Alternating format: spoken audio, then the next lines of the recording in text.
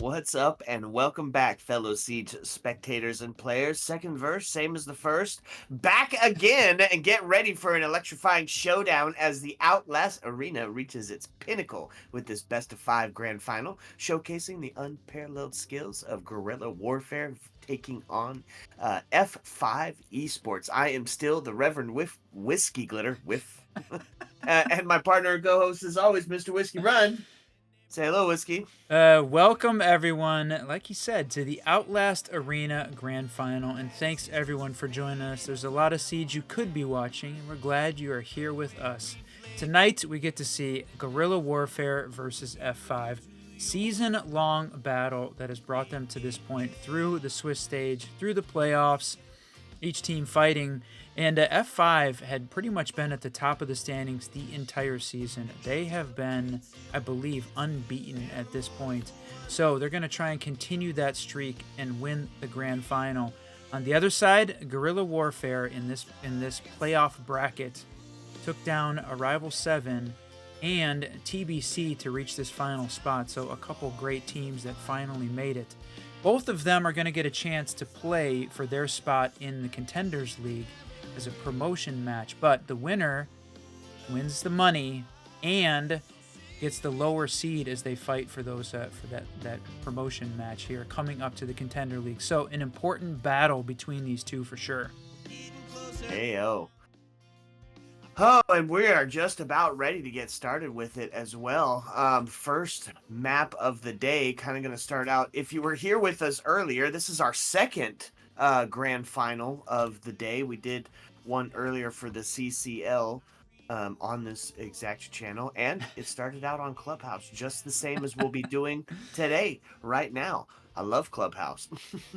That is wild. Like you said it, the fact that we got to see Clubhouse now, 2 grand finals in a row to start it off. But here we go, my friend. We are heading to this first match. So we said it's a best of 5. We're getting to see Clubhouse, Oregon, Chalet as the first 3. Can you believe that? That blows my mind. Well, I mean, the fact that out of all of the maps we casted Oregon 85 times last year, at least. There's a couple that I think we missed along the way. And 90% of the casts that we did were on Clubhouse, Oregon, and Chalet. And that's where we start tonight. So these are obviously the favorite maps in the competitive scene. We're going to go to KAFE and Sky as the last 2 maps in this best of 5, if required. But first, we're going to get through Clubhouse, and that means Ying off the board, and my guess is Dokkaebi. Yeah, I think you're probably right. Standard bans for a standard map, right? And if we've gonna see anything here, we could potentially see the Solus. We talked about how incredibly difficult her gadget is to counteract. She can see all across the map any electronic that's in use. So on a map like Clubhouse, when the flank is so prevalent, Solus is a good person to have on your side. Tubro gonna be the next ban for the defense, even after the rework. Even after the rework, and why? He's still very powerful, even though the defense has to time the execution of the two-row throw much better, much cleaner. Still is a big buff to the defense to have him on the board. But that leaves oh, all right. Asking for a quick pause here. Okay, so after the bans, even after the change, Tubro's still a great piece, but it does leave Azami, Valkyrie, Mira on the board, and Mira very strong here on Clubhouse, very strong. So there she is on the board, and you couple her with Bandit there for that 2F bedroom, and you threw in a Tubro. That becomes a really tough lineup to match. So I think that's one reason why he's off here, is they start off on 2F for the defense. Yeah, agreed. Gym bedroom to start us out, and it's going to be a pretty similar lineup to what we're used to seeing, right? It's definitely built layer upon layer upon layer for this defense, starting with the Bandit. be doing the breach denial, following up with the mute, following up with the mute to stop those drones and any of that intel that's coming in.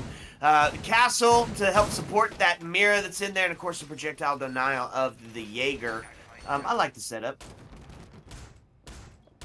Yep. Already a 6-pick on the attacking side to Blackbeard. All right, we talk about the fact that when we asked the question, which operator would you ban, that Blackbeard was the most common response, and here he is potentially being played. No, gonna get 6-picked off. Yep, no. Just gonna toy with our emotions just a little bit, as F5 is wont to do. That's right. Breaching set up here. They've got the first floor locked down exactly like we would expect for a 2F defense, plus the castles. I mean, it has become a very common setup here as we get ourselves set up here for round number 1 of this best of 5. Yep, and on the attacking side of it, also a bit of a standard, right? You bring the double hard breach so you can open up cache, CCTV, and hot tub, and construction, really open up all of those sight lines, and head holes, and get yourself crossfire set up and ready for the execute, which we saw an amazing amount of times in the first grand finals we watched today. Oh, is he gonna get it? Did he pick the... He did. He got it. Bandit tricking accomplished. So that was just an early shot from Thatcher. That should have been an easy one for them to stick. Unfortunate. So down a thermite charge. They did get cache and CCTV opened up here. So going to start to be able to push in and put some pressure on from the other side of the map. But here we are as Nano sitting down in the bar stage area looking to get active maybe a little bit here on the late round. Open to catch somebody slipping and sleeping downstairs there. But okay, now going for that breach. We're going to hear it go off this time. There's a construction single. Opened up. Yep, no resistance there. And so, a minute and 28 left on the board. To start to put some pressure on construction onto that Mira. There's that rework in place. Oh, unfortunate. C4 no. not going to be able to capitalize on that mirror window being broken open. But yeah, if you're new to one of the latest patches here, Ash able to crack those mirror windows, turning it just a regular barricade. Ooh, oh, there we go. First battle gonna happen as the trade starts to ring out. Timid finds one and then gets found. JDM to get found next. Stealth to kill Aw. Taking this into a 3v3. Ah! That scared me a little bit. Yeah, a little bit. Mute still like that the whole night. He's still playing downstairs. The C4 out the window. Oh, no, Bucket no. jumps in and just barely dodges it. What a shot there. Stealth gonna fall though after dodging that C4. Still got Bandit playing back behind the mirror, but he is taken down. It's all up to this roaming Mute who has finally made his way up the stairs, and that's the plant going down. Demon planting, and we still got Ash to try and cover. They're both there. They had it up on the bed. Now they know exactly where he's at. Gonna crack that window, and now they've got the door open, but a tough double he's gonna have to find here, especially with one of the attackers outside. Yeah, and SMG-11 in hand, right? Recently reworked. Not going to be enough as Demon going to find him, take him off the board, and that's going to be one in favor of the attackers. Now, here's the question. Do we run that back because we know what we're doing and it was a one-off for F5, or do we just skip it and take it down to church? Great question, and I think the defense here is saying, we're going to take it to church. Yep. Not a bad play, especially when you have two characters on the board, Solus and Azami. Azami been really intricate trench warfare set up on near that dirt area. Watch her put a Kiva barrier up near that kitchen hatch. Solus to really just be a menace and waste as much time as she can. Are you okay, Whiskey? There? Alright, tell me you're okay. There we go. Nano out there playing the Azami, getting those dirt walls reinforced, and seeing the Valkyrie come out. They've got the cams in place, ready for the drop. When they have, hopefully, on the attacking side, eventually drop that kitchen hatch. The rest of this setup continuing, and we're seeing a bit of this question on how do you set up church roll. We had that discussion earlier today. You put the mirror down, reinforce both right side. You leave the middle one open. It's a good question. Now we know how Guerrilla Warfare likes to handle that. Yeah, no mirror on the board for them. Are going to double up on that intel, though, right? A little bit of that mobile intel from Mozzie and Valkyrie to bring out some of those stationary cams. They're going to be pivotal here for the 2 C4s that are going to be on the board. 6 impacts. They're looking to shut down any sort of... Oh, they didn't bring Habana? No, they did not bring Hibana. They brought the Ace as the hard breach, and we can hear him going out there. So was that the kitchen hatch that he did open? There's no way already got that, did he? Solus up here on this central stair window. I thought they have no clue that she's there, but it's too dangerous for the run out. She's waiting to try and catch somebody that was going to make a run for potentially for dirt. Oh, there it is. They do know now. They do know she's there now. Oh, right below. Look, it's going to be the run out anyways. Yep. Oh, my Lord. Looking for double. Find it, though. Oh, they is going to find it. Gets taken down by Trail. Rush to find Tibbin, and now we find ourselves into a 3v1 as it's all on the shoulders of Trail. Has to be perfect for 3 in a row. A little bit of a distraction on the back end forces him to look towards that backstage area. Rotate in, but they're ready for it. Rush clearing him out, but that was on the back. That round win on the back of the incredible Solus play. Watching Ace go on his cam, jump out the window, grabs a double, and it was an easy trade there. Definitely aggressive play here from this defense. That's what they need. They needed to set up against the F5 team that so far has been unbeatable. So early aggression, and I think that matches F5's style very well, and potentially to the point that they weren't even expecting it. So now, and I know it was called out a little bit in the chat, but F5 running with 1 sub as as one of their members stuck in traffic. So unfortunate he had to miss map 1 of this grand final, but right now Guerrilla Warfare taking advantage of it and putting together a pretty good defense here of Clubhouse so far as they head back. They lost this site originally. Gonna try it again. Yep, and what's the great switch up here? We're going to see Thorn on the board, and we love her gadget. Not only is Rush sitting at that 4 and 1 KD, but bringing a gadget that packs a punch, right? It is lethal. If you're too close to it, it can down you if you're just the right space away, but it's that sound cue. So wherever that push is coming from, you're going to know when somebody's getting close. Even if you shoot it, you can hear the slow windup of the spring about to shoot out that shrapnel. That's right, Ace getting those claymores down and continuing to play the Ashe. Important part of an attacking lineup when Mira is on the board, even though she's not played here. Ashe's pick rate definitely gone up ever since the change, and I think people definitely playing the R4C more, even though Trail bringing out the G36. Huh. Right as you're going to say it, he's going to make you a liar. He's like, I'm not calling it a nerf, and there it is, a Rush. What a shot down, holding this highway. He was trying to get that barricade open so that way Bandit couldn't do the tricking here on the jacuzzi wall, but dies in the process before that comes out. The castle barricade's still up, and are they going to rotate off and not attempt it? Yep. Gonna drop the last one on the construction single. Oh. That's twice now. Bandit's been successful. Bandit tricking the jacuzzi wall and causing them to have to leave it closed. Through a Thatcher. Yeah, incredible. Excellent Bandit work. But they did bring double hard breach whiskey, so they are going to get that cache and CCTV opened up. Start to give themselves some of that opposite side of the map pressure. Timid to find Nano off the board, taking his dome piece and displacing it, equalizing this body count here. So we've got the last minute and 18 left on the board.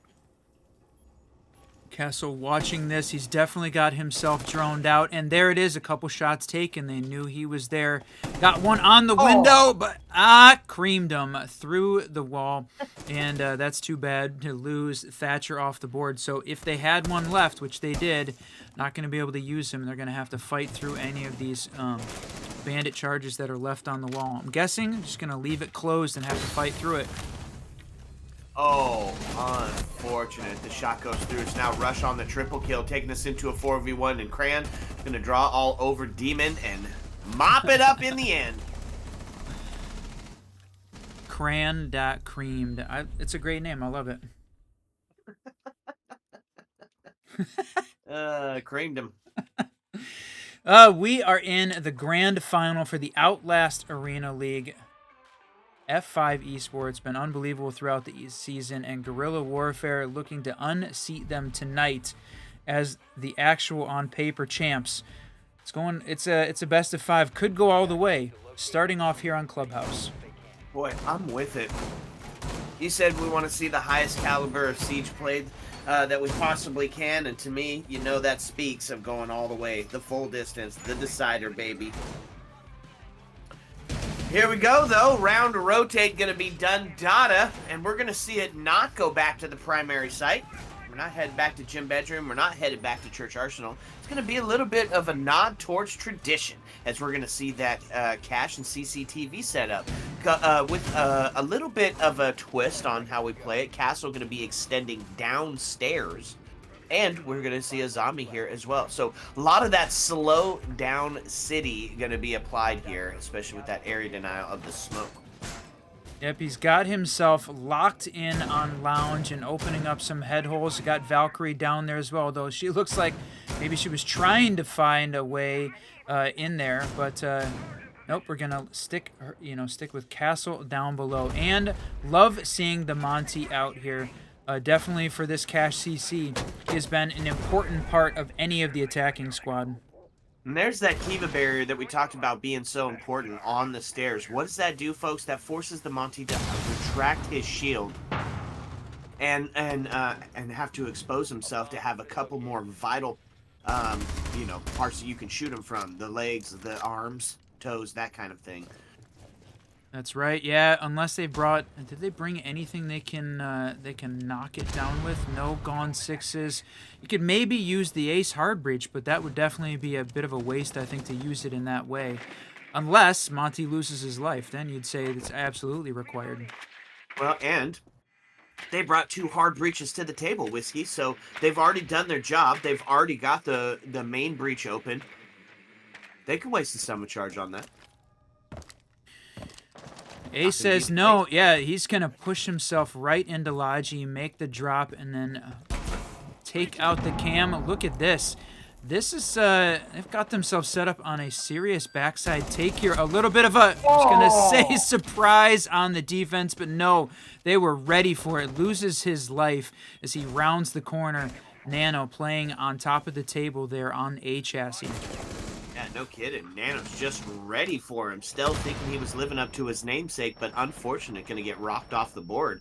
And that's going to be some damage onto Trail as he WASD his way to some safety. This body bounce tipped in favor of Guerrilla Warfare.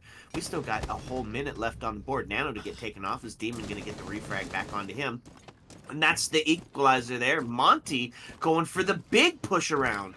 They said, you know what, forget it. We are not going to be able to push in. I mean, they had the garage on lockdown and had not found a way to counter it. So now they've got him pushing on the construction side. Decided garage just was not worth it at this point, and they've got some openings here on the construction side. And let's continue to push this instead. It could not get Azami unseated from that position. Yep, and that's going to... Ooh! That's going to be the body bounce shifting as F5 Esports find themselves up in the man count. Get themselves prepared for the plant, and it's going to be Monty Turtle planting into the corner here, but they're going to take a ton of damage. Instead, it's going to be picked up by Trail here. Oh, no. Going to go plant in the smoke. All up to Azami. She's stuck out on the rafters. They have got crosses set up all over the place, plus a little bit of an overwhelming firepower coming since they knew exactly where she was. Azami had herself set up out on the rafters and could not find a way back in as the rest of her team fell. on site. Yeah, a bit of a question mark there. Unfortunate for the cache CCTV hold. I mean, you won Church and Arsenal. Why not just go back there? I They are. mean, give it a shot. Just one shot, apparently, because now we're going to go back to Church Arsenal and bring out this intel lineup. The Solus, the Mozzie, together with the Valkyrie. This is an intel-heavy lineup, my friend. Ooh, and I like it, too.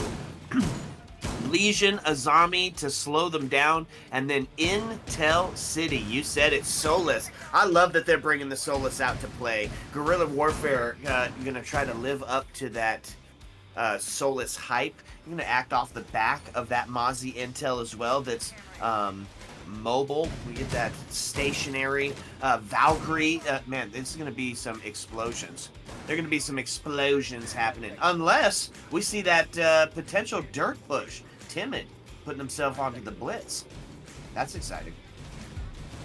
That's it. So I wanted to see when we were going to see that. Here it is. It's round 5. I think that's the first time we've seen the blitz come out, right? I think so. I know it was teased earlier. I don't know if we actually got to see the actual blitz make it. And Buck quickly going to use the can openers to open up. You think they're going to be looking for that jump out this time, I imagine. This time, I think so indeed. And Solus was playing on that location for a second, but no, going to take a shot on the upside down repeller. That was JDM playing the gridlock, trying to get some tracks down, but almost lost her life. That was really close from Solus taking a shot there. Solus right now is just everywhere. Yeah, no kidding. Looking to make a difference and an impact, and looking to do it absolutely early. We talked about going to be supported by the Mozzie, so they're going to be rotating themselves back to site piece by piece. I think that was a bit of a miss. There was a shot on the highway window there from the CC site, but both Mozzie and Solus didn't take it. They ran back and took a different tack, but I mean that was. It looked like the attacker didn't realize that window was open, and they had a shot on it. Yep, bit of a miss there, and JDM does get reduced to that half HP. There's that trench warfare that we were talking about from Azami as she sets up in that corner. Just a ton of intel being fed by Solus, and she's going to try to make, here's her impact play. Rush is playing out in garage at Mozzie, and the question is, did they know he was there? I'm not sure. We're seeing the Legions continue to be an important part of the this intel game, that finding where these attackers are at, and seeing Timid set himself up on the blitz. They've still got a lot of defensive utility they got to clear out before he's going to be able to get himself in.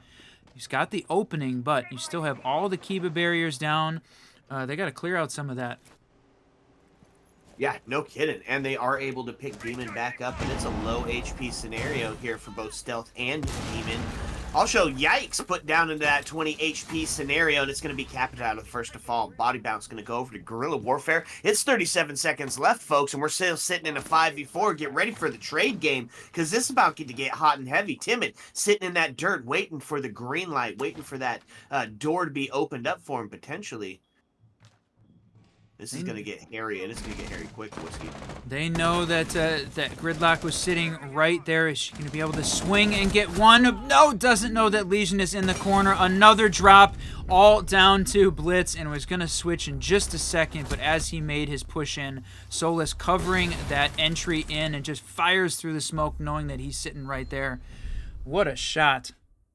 No kidding. What a way to take out a blitz, impact, and then fire through the smoke. It's a flawless round for the defense on that one, and we're already one round away from the first half of the first map. Done data in this grand finals, Whiskey. Sheesh. We're moving through it. Whew. Okay, so here we are. We're going to head back upstairs to that 2F gym bedroom site, bringing a lot of intel, and this bringing back out the mirror. Yikes! Bringing the mirror out this time again, and bandit tricking. So the question, we've seen it a couple times at this point. Guerrilla Warfare, and I think Crayon every time been very successful at that bandit trick. Yeah, man, that is definitely something to highlight. But another I'd just like to point out: Let's hear it. 9-2, Rush.OU. 9-2. This is definitely the reason they're up in the scoreline at the moment. So got some individual heroics on the side of Mozzie, and look, he's about to get active again as he heads all the way down to basement, going to be on the deep roam and look towards that oil pit potentially. Oh yeah, an oil pit jump. That could be very interesting to see. So the rest of this team getting themselves set up and ready. Warehouse side push has been fairly consistent here from the F5 team. Yep, and Timid back onto that blitz. I like that call. It's inventive, getting ready for that shield meta that is almost undoubtedly about to unfold. Oh, there's the Valkyrie holding, and they immediately go for that shot. No, Stealth gonna fall, and then Timid here. It's gonna be a fight back and forth. He's unshielded, trying to get a shot. Takes Valkyrie down finally, but I don't know. That's a tough trade. Valkyrie's utility already out on the board. Stealth an important part of getting some vertical control from below. One of the only operators that can do it. Yep, and it's going to be Rush to get that first into the double-digit kill line. As he hits one, takes him up to 10. 10-2. That's incredible. Like, he's like frying right now. Yeah, he's on that 5 KD and getting at least 2 per round, I think, at this point. So, yeah, like you said, incredible game and only 2 deaths. And an important part of the intel game on top of it right now, like you said, some heroics there on his side, keeping this team in it. But they've got good setups in place as well. It feels more one-sided right now than the scoreline is showing. We're very close to being tied up, but it has felt like Guerrilla Warfare is winning this. Yeah, well, By a much larger margin. Yeah. We call this with the great equalizer map, right? It can go either way, defensive sided or attacker sided, depending on who's setting that pace and setting that tone. And it seems to be on the side of the defense, and we might be looking at a 4-2 here as we find ourselves in a 4-3 just inside of a minute. The peak. Oh! The pre-fire from the AK doing its job, taking Rush off the board finally. And that's Timid fighting on the blitz in Logi. He's got one pushing in. That's the mirror down, and now he's got that shield charged back up. Demon close, wants to get himself into A to plant, but got to clear out a little bit more of these defenders who still got Cran, and taking him down. Now all up to Demon, but C4 is gone, so it's just on the gun heroics at this point. Speaking of, was that a pre-placed C4? Underneath, or was that one that was thrown? I thought he threw it. Oh, okay. That's still pretty cool. All right.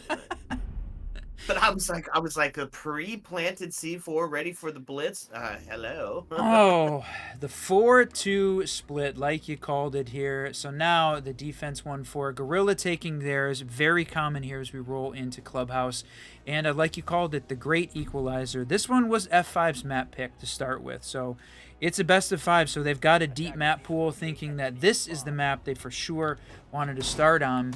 And now they get a chance to go on to defense here, and at what is potentially the stronger side, but they can do another 4-2. That just means we're going to overtime. They got to be better than that. Same with Guerrilla Warfare. No, it's O-time from now on. You nailed it. We're heading to O-time. Okay. Well, you know what? If I'm F5 Esports, I'm feeling pretty good. You hit your quota on the attack side of it. You got your 2 wins, so you go onto the other side of it. Now get a chance to show what you do. If you hit the standard 4-2, you're right. We hit that overtime. If not, 5. I mean, you're putting yourself match point on the defensive side of it, and that feels pretty good. Down to the basement. Let's take a look at the op swap. Solus going to be on the board. Stealth going to be trying to live up to his name. Be stealthy, find that first entry kill. Trail putting themselves on to the Mira. Of course, classic. If she's on the board, we generally try to utilize her. Going to be having some intel in the form of Valkyrie and Demons. Going to be setting up that trench warfare, potentially in that corner by Dirt, I imagine. Oh, hearing this drone, he can hear it jumping around, and there it is. Get droned out, and gonna take a shot on this breach, but stealth. No. Knocking out Rush. That's a huge pick here for this defense to start off with, and a little bit of a loss for the guerrilla warfare side. But they've still got 4 traded out, so it's tied up. But stealth and this Solus getting a lot of intel. Not going to be enough though, as we see the Fuse come out, take him down. Fuse doesn't get in very much competitive play, but causes chaos wherever he goes. Yeah, so a real agent of chaos, absolutely, indeed, and that's body bounce tipped back in favor of guerrilla warfare as we find ourselves into a 4v3. Now, one of the highlight picks here, we are going to see Grim on the board, and after his rework, I think his potential for intel, coupled with the soft breaches or the hard breaches, going to give him a distinct advantage here on Clubhouse, especially in that church arsenal hold. Open it up, send in the bees, send in, and then send in the team. Especially if you couple that with the fuse, right? Bees and the fuse. I mean, that's kind of a deadly combo. Yeah, it is. Now, Fuse trying to get himself in place. Okay, they're going to use the can opener. That's a dangerous proposition when you've got a couple C4s on the board. We see that used, but both Kaid and Mira hanging off, not close to that kitchen hash, holding positions away from it. But love it when you see that can opener being used and then the C4 comes out and kills the person dropping that can opener. Love to see that play. Yeah, absolutely. Now, holding on to that oil pit, still in a 4v3, 40 seconds left on the board. Whiskey, we're going to start seeing that 20-second meta really starting to play out, and it's the late round rotate as Grim finds himself barricaded into dirt. Demon going to get sussed out onto the drone. They know he's here now as he's going to protect that main stairwell. There it is, one dropping, causing some chaos down there. They're seeing that's Azami gone. Traded out with the IQ into dirt, firing again, but this is Fuse getting that plant down. JDM taking him down, though. They did not know that Kaid was on the rotate. That was huge, but Crayon gonna grab a double to finish it off on the Grim. Yeah. Okay. Woo. Round number 8. 5-2, one away from that match point scenario. Yeah, I think guerrilla warfare. Diver called it out here. The league, the league director. They were the number 6 seed in the playoffs, but don't sleep on them. And that clearly is obvious at this point because come out and won 5, and that's 3 in a row at this point. So taking the 3 in a row, time for F5 to take that timeout. Maybe didn't feel like they could do it right as they started their first defense, but now that they've seen how guerrilla warfare is going to at least set up their attack, now's the time to take it, talk about it. On the guerrilla side, man, they're putting together a heck of a run here, building up some momentum as they take 3 in a row. Yeah, absolutely. And I think that the timeout here is warranted. I think it's a good idea. We've talked about it several times, the timeout buff. Where just about, what we say, 75-80% of the time, the team that takes the timeout gonna find that next round win. And you're doing it in a time that's gonna allow you to affect some change. So if it doesn't quite go your way after the timeout, you still have another round to adjust. Pretty close to having to be perfect for 4. We're gonna have to see F5 start to get a little bit active. I'd like to see a little bit of aggression on the defense and get that early entry pick. Let's get some buddy system in play. Bunker down and then wait on the trade game. Good call, my friend. But this bringing out the Kaid, that's definitely a different strat here, right? Normally we're seeing the head holes on the wall in the main hallway here, but they've got that thing rotated or reinforced off with the rotate next to it. That's an interesting strat.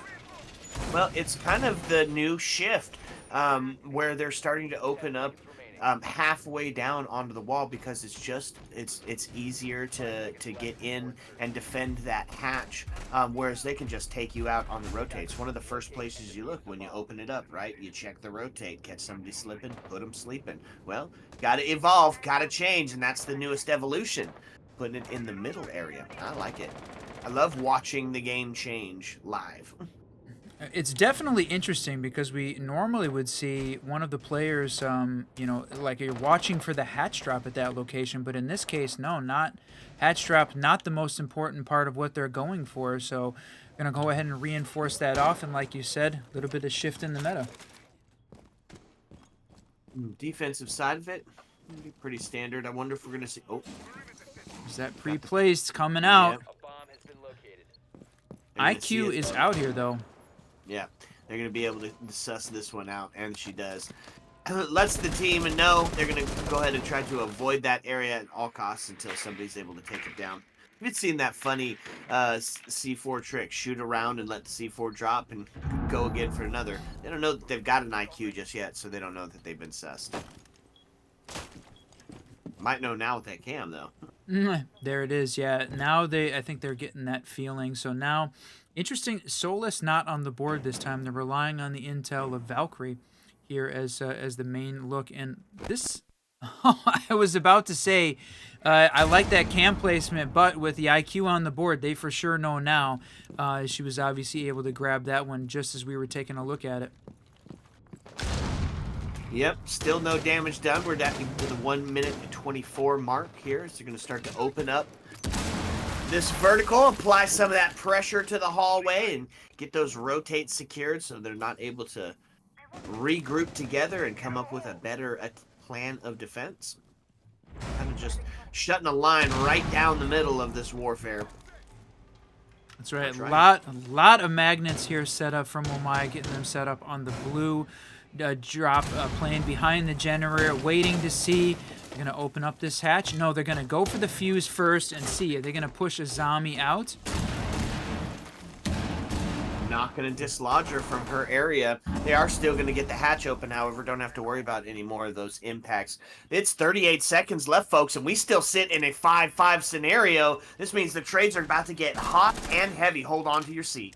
Yeah, it's about to get wild. They've got that hatch open, like you said, and this attacking team looking like they're getting themselves set up for a hatch drop with a dirt push as well. Yep, now it's a 5v4. Body balance tips in favor of F5 Esports. 17 seconds left. Defense just got to hold them out for a little bit longer, and they're going to get themselves inside. It's the long angle from the shotty pushing in through dirt. It's going to be the swing. Oh, and it's the double. Oh, my Lord. That was disgusting. The siege timing, unfortunate, and that's going to be a flawless round for the defense. What a hold there from Zami. The fuse did not dislodge her out of that place, didn't even knock down one of her shields. That was huge to be able to take that down and then grab a double. Stealth grabbing two there at the end as well. So yeah, strong round from the defense. Timeout buff, alive and well. But Guerrilla Warfare showed up this time. They showed up to this game, putting up 5, including that 3-in-a-row streak. So I'm definitely not sleeping on them for a minute. Okay, back up to Gym Bedroom Whiskey, about to get the workout on F5, hoping they don't pull a hammy. Because they're trying to keep this run alive and keep Guerrilla Warfare off that match point scenario. Yeah, pretty standard lineup, right? Setting up those layers. Extending fully into that cache. You think we're going to see, since we do have a zombie on the board, are we going to see the full extension into the garage area and just take total top floor control?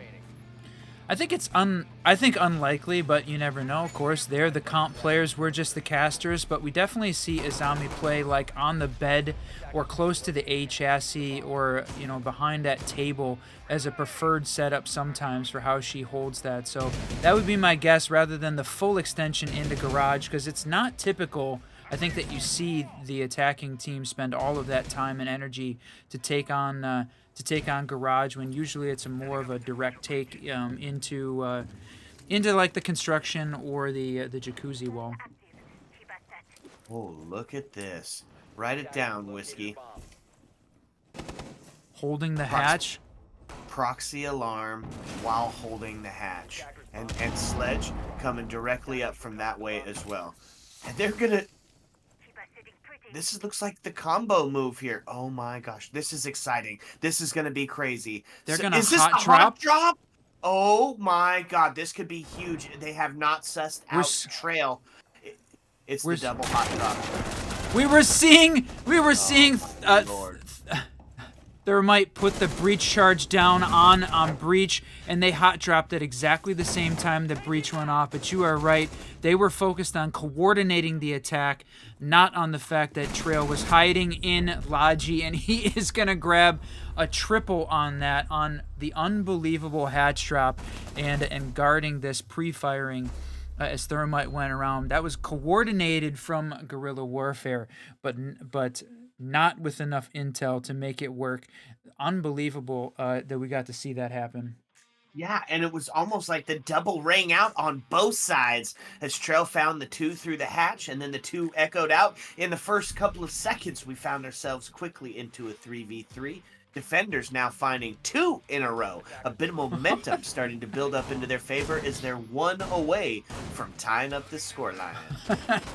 All right, this is exactly what I think you were calling out, but I was thinking Guerrilla Warfare was putting on a show and had gotten to the point where they were feeling great, but you're constantly reminded that, you know, on a map that is the great equalizer, defensive sided, that this team that started off 4-2 could easily, you know, put up 4 on the defensive side as well. So tying it right back up, and we are very close here in round 10 to making that happen.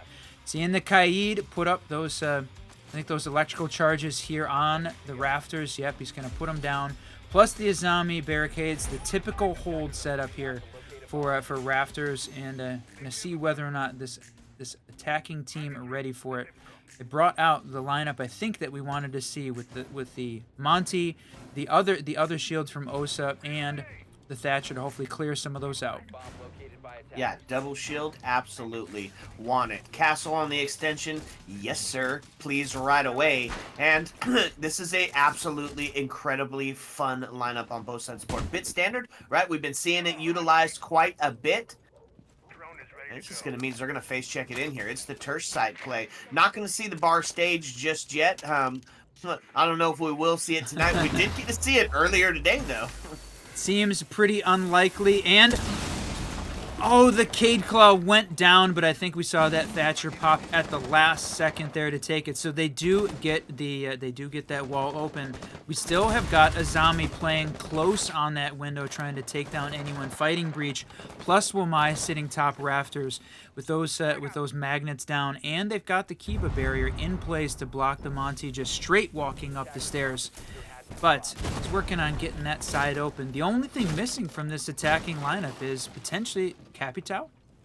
Yeah, Capital, one of those players that's really great at dislodging the player from the catwalk. You see him utilize those stealth to find one on the Crayon, and it's going to be body bounce tipped in favor of F5 yet again there. Ooh, the quick jiggle peek, a nade going to go out. The nade!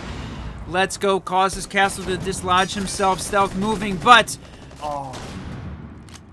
Yep, not going to be enough. Yep, go ahead.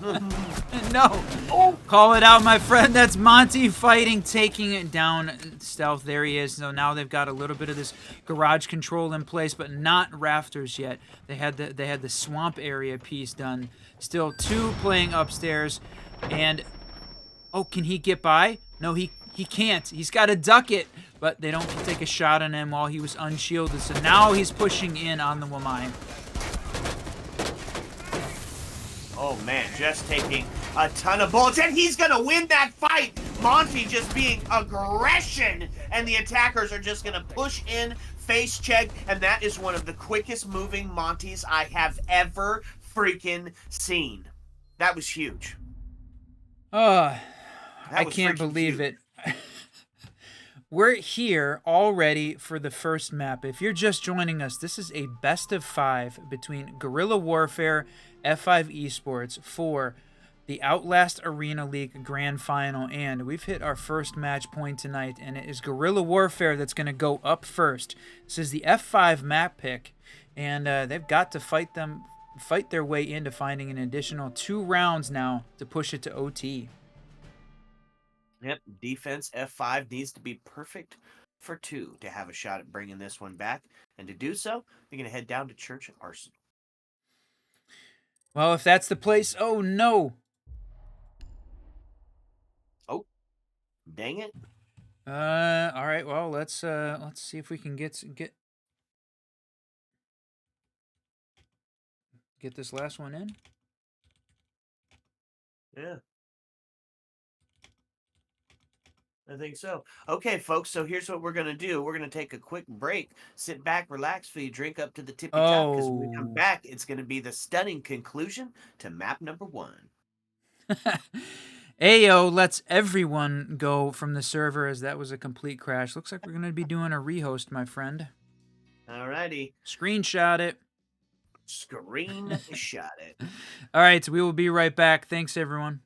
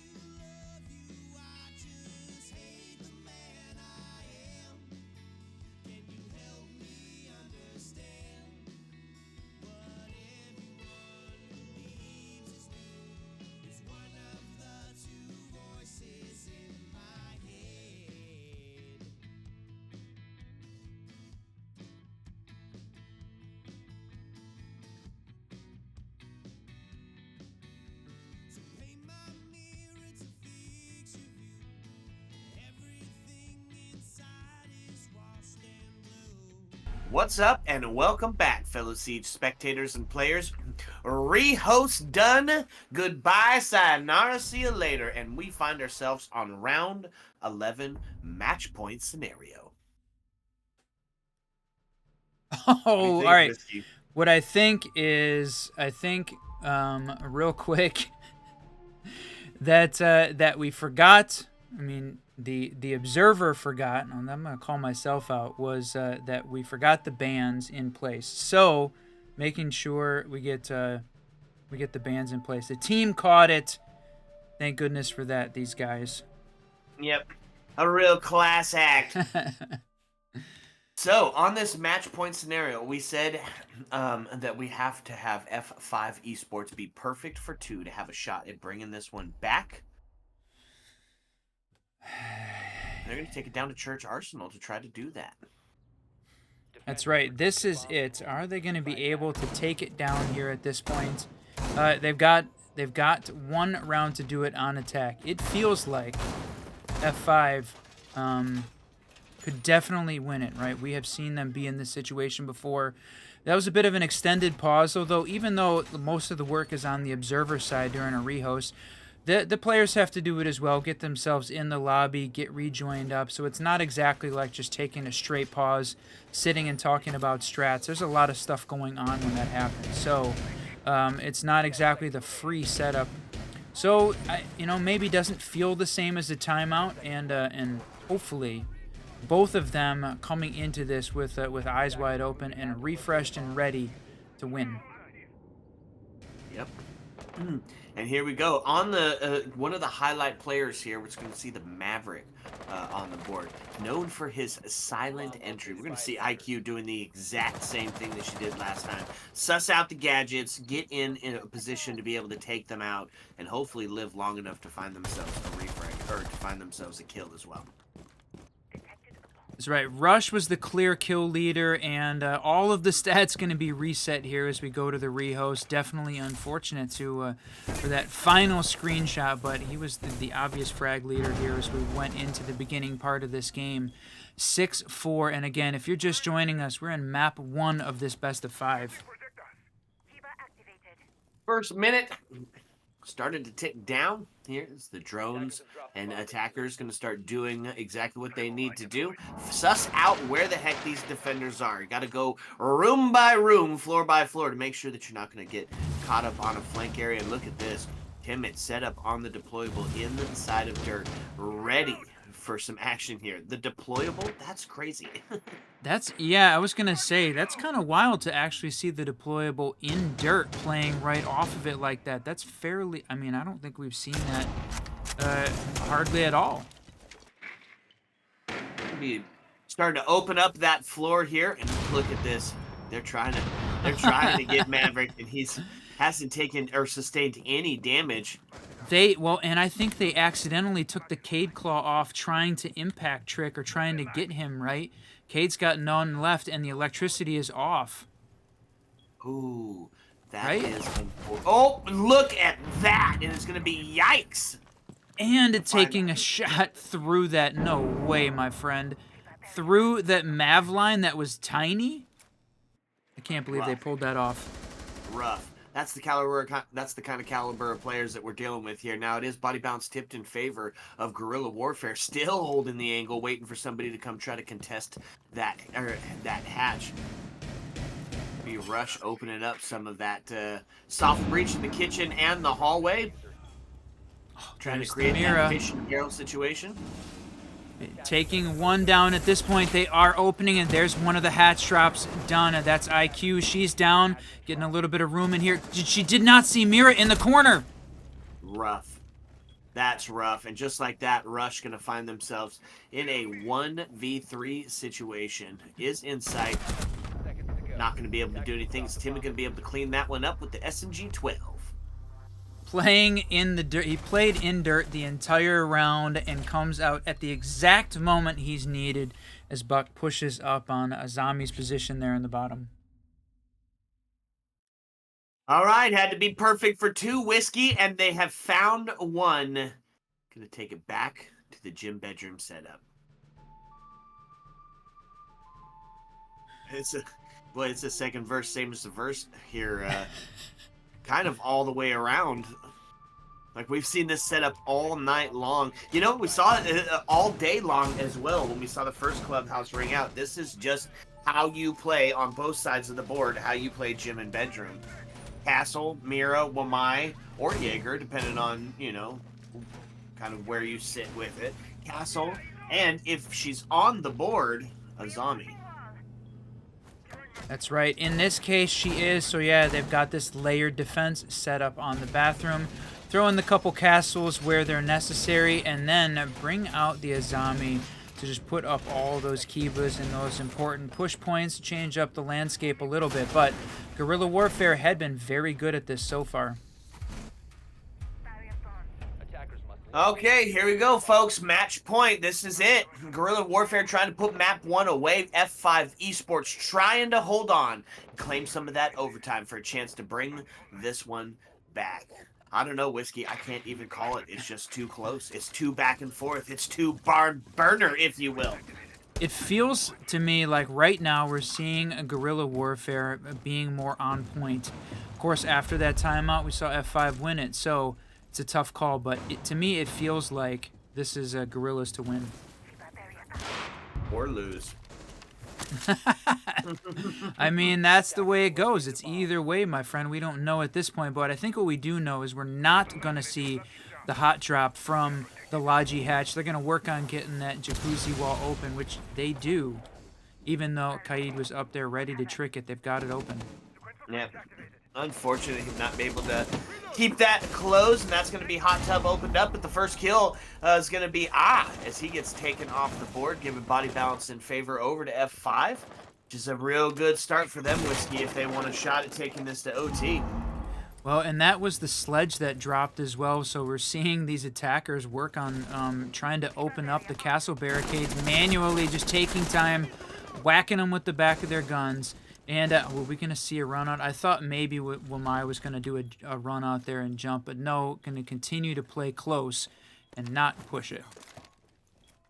I think that's the good call here, right? You've got the numbers advantage. You don't want to go giving away anything for free, and you don't know if there's a potential friend of your enemy out there ready to take that swing. Now, if you do get close enough to give yourself some toe action, well, I might as well take that offer. Am I trying to take out Osa, getting a bunch of damage, now reduced to just over a quarter of her health? Potentially, is she going to cause enough distraction that Ace could swing in and take out the Wamai playing in that spot? He was kind of distracted there, but no, she's going to back off, go to a different... Oh, never mind. They do look like they're getting themselves ready. She's got it up on the window, and now they're going to open it. Bada boom, bada bing. Rush takes out Stealth. It's going to be Nano to find Timid. And just like that, now find ourselves into a 4v2. 36 seconds left on the board. Defense starting to fall apart here as the push from construction starting to ring out. JDM and put himself on the position to look towards that construction hatch. Osa now taking off what the board. A double shot from Demon. No way. Demon. Oh, my lord. Rush to find Demon off the board, and we find ourselves into a 1v1. 16 seconds left. It's a Western showdown as both players try to find each other, and it is going to be an F5 Esports win, taking us tied up and sending us to OT. Oh, there was a question in the chat about where did JDM come from? How did he get here? He's filling in for Knight, who was stuck in traffic, and they send it to OT. JDM apparently pick up at exactly the right time. 6-6, map number 1, and we're already in OT. Let's freaking go. Means we're evenly matched up, my friend. Now, we're going to see where the skill lies. Now we're going to see what kind of pocket strats that you can pull out. You got to do some sort of adaptation here, right? We've seen 12 rounds now where you've had a chance to suss out how the team is going to play. Not going to be any different on the side of the defense here. No, going to hold a very similar setup and I mean, basically exactly the same site setup. They're feeling very confident with this. The question is, we're going to see Timid play in dirt the entire round. I don't know whether or not the defense actually, or the attacking team actually sussed him out on that play. They certainly found out at the last second when Buck tried to cross his path, but I don't know whether or not he's going to have that same setup. That's the wild card that's left. Yeah. Yep, agreed. I'm going to go with multiple breach here. Not going to opt for the Habana. This has been an interesting call, for sure. And Grim just pushing straight in, trying to see if he can suss out something early. He's going to get that Moto hatch opened up. Or not Moto hatch, excuse me, stock hatch opened up very quickly. That's right, and Timid, yep, continuing to play in here and getting a Wamaya Magnet to protect him. And I think we did see one of the attackers that was looking for a dirt push potentially? I don't know. Not. Could be a good call with the Maverick, right? You talk all the time about his silent entry, and that would be a fun point of contention, a good point of contest. Get yourself in quickly, quietly, try to catch him while some action is going on. As one of the hatch opens up or something, he looks away, boom, Bob's your uncle. We did see the Maverick play this Moto hatch, though, and open up that Mav line with an angle down into Moto, and watching the door. That was a great setup that they had, and he's able to open this thing up even though electrified. So he didn't even have to open it. He just needed that little bit of a sight line in place, and their IQ holding that same angle again. Timid with the patience of a first-grade teacher holding dirt as the rest of this team getting involved in some engagements, some setup clearing here across the map. And not to mention, it's Warden on the shoddy, right? The shoddy inside of dirt. That's close quarter combat if I've ever seen it. I think he's going to get sussed out on the drone there inside of garage. Going to force a little bit of combat to come his way, a little bit of regroup as they're going to be able to isolate him if he can't get back down into that oil pit and rotate back down to site. Could see that early engagement. It's the last minute here of the first round of overtime. That's right. They've got these hatches covered. You can just barely see that defender's outline holding the hatch drop there. Kaid playing it, working on getting the double set up on church wall like we'd expect. So the question is, they have this the drop ready. They're gonna send one down, and takes one.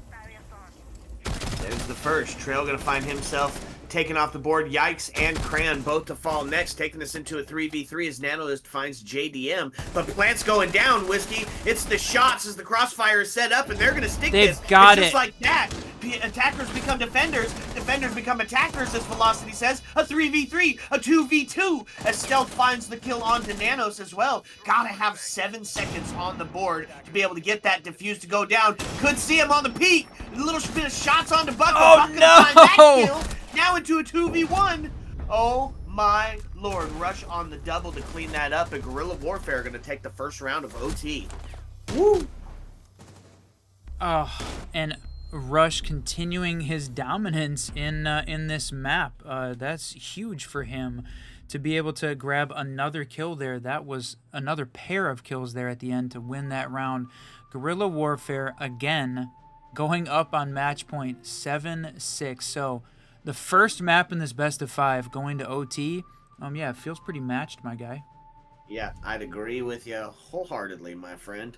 Back up to Gym Bedroom. I feel like we've been saying it all night. Gym Bedroom, back down to Church Arsenal. Gym Bedroom, back down to Church Arsenal. Well, here we are, 13 rounds in, and we're back to Gym Bedroom. Well, from the defensive standpoint, though, definitely not wanting to see that bar stage.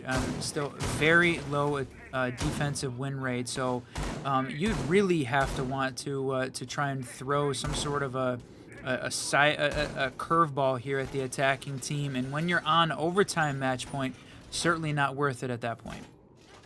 It never really got enough ahead to be able to do something crazy like that. I guess that's true. Speaking of crazy, Tim is going to bring out the blitz again. Although, you know, could be just the kind of thing that you need. A little bar stage, if you've got a practice strat, something that you've dry run, something you scrimmed a little bit but haven't really given away as far as hidden gameplay, something for a grand final. Could be huge. Could be getting themselves in position here on the secret window, watching, waiting. Yep, gonna hear the rappel go out. He was waiting to see if anybody was gonna push it, but no. Soulless playing again on these central stairs. We saw, I think it was earlier, she was playing on that mid level close to the window. Not gonna push it this time though. And again, Mira holding the Logi hatch just on the other side of the board. They're taking a playbook out of the F5 esports. Yes, they are indeed. Oh, the run out from down in strip. Not going to come up with anything. Oh, or maybe it is. P90 going to take stealth off the board. And that's huge here for Guerrilla Warfare as they now find themselves up in the body bounce. And they know that they got a blitz that they still got to be dealing with. All that intel being fed by the Solus. Huge. First minute gone. Yeah, I think that was a rush run out in strip, like you called it. He's making his way back down 5-2. Again, he was already at like a 5 KD in the first half before the rehost. Yeah, man, he's having a great game. Off the back of some individual heroics, still holding down into that Logi area. Timmy gonna find the first kill for the attacking team on to Yikes. And take us into a 4-4, minute and 22. Timid, just an incredible blitz player, right? He finds kills regularly and consistently. He's going to try and do it again as he's trying to bait out, waiting for that clip to have to reload. That's right. Flashes coming out. Yep, the C4, but he runs through it, dodges it, and going to get taken out there by the castle, holding on and shooting through the smoke. That was unfortunate to drop. He's going to get another 2v2 with just 54 seconds left. There's still time on this board, but who... Oh. Solus playing down below. Trail going to be the only one left here on the F5 team. And who is going to... Ooh. Yeesh. So it comes down to the good old-fashioned Western showdown, the 1v1. I can't believe it. I can't believe it. First game on, first match on, and we're in double OT. So had to go the distance, had to test the metal, had to face check every single round to get here, and it all comes down to this, chat. It all comes down to this final moment. Who is going to start that momentum? Who is going to claim victory on map number 1? I can't call it. How did we go to 15 rounds on the first map? Both of these teams not content. We sometimes talk about, okay, it's the first map. You can let it go. You got plenty of opportunity, right? This is F5's map pick, and they were down early, 4-2 at the half, and they have absolutely come back and taken it all the way to round 15. If we're in for anything, it's potentially going to be a long night. And for those of you just joining us on the channel, we have already cast a best of 5 here earlier this morning. We are going on our 7th hour of casting Rainbow Six Siege today. Our 7th hour of casting Rainbow Six Siege. I love this game. I love this game, and this is exactly what you hope to see in a grand final. You want to make sure that it's the best of the best, and double overtime to start us out. Oh, I think that speaks to the caliber of players that Outlast Arena has pulled in. Both of these guys fighting for their spot in the Contender League as well, because they want that promotion. They want that slot in the next up league, because win that Contenders League, which we're looking for one of those games on Friday coming up, earn their spot in the OCS against the big leagues for that $3,000 prize pool. Oof, boy, that has a nice sound to it. $3,000 prize pool. Okay, well, you're not going to believe this. We went back to gym and bedroom.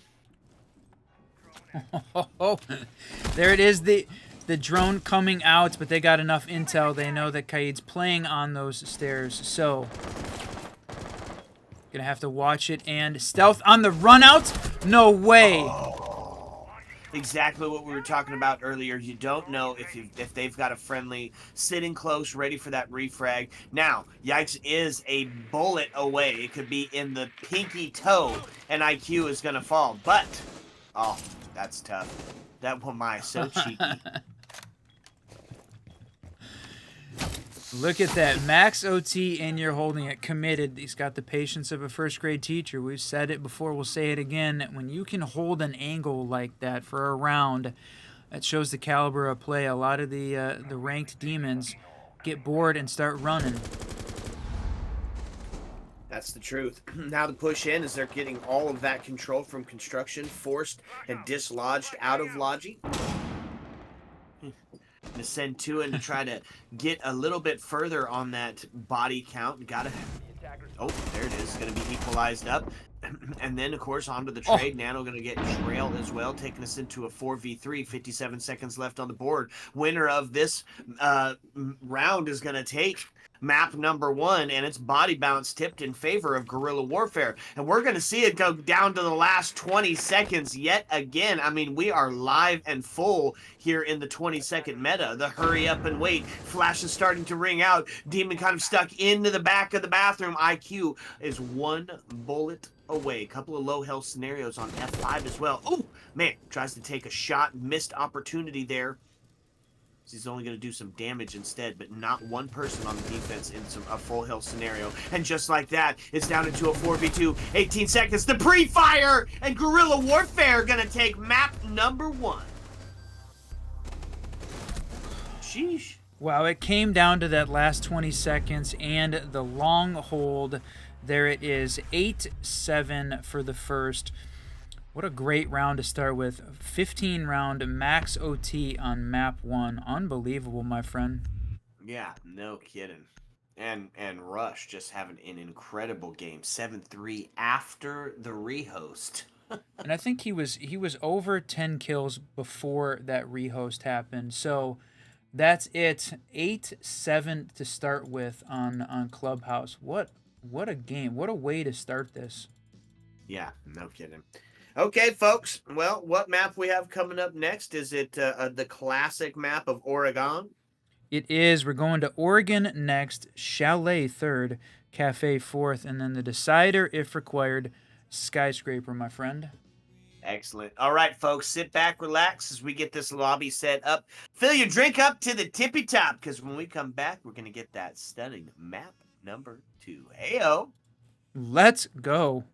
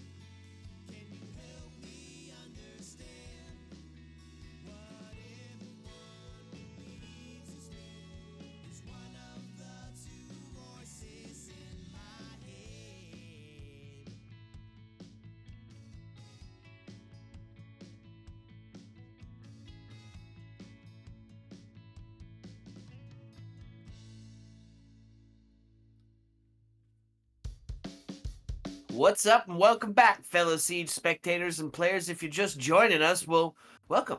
We're in the Outlast Classic Arena League, and we are doing the grand finals between Guerrilla Warfare and F5 Esports. Guerrilla Warfare taking map number 1. I am still the Reverend Whiskey Glitter, and with me, as always, my partner and co-host, Mr. Whiskey Run.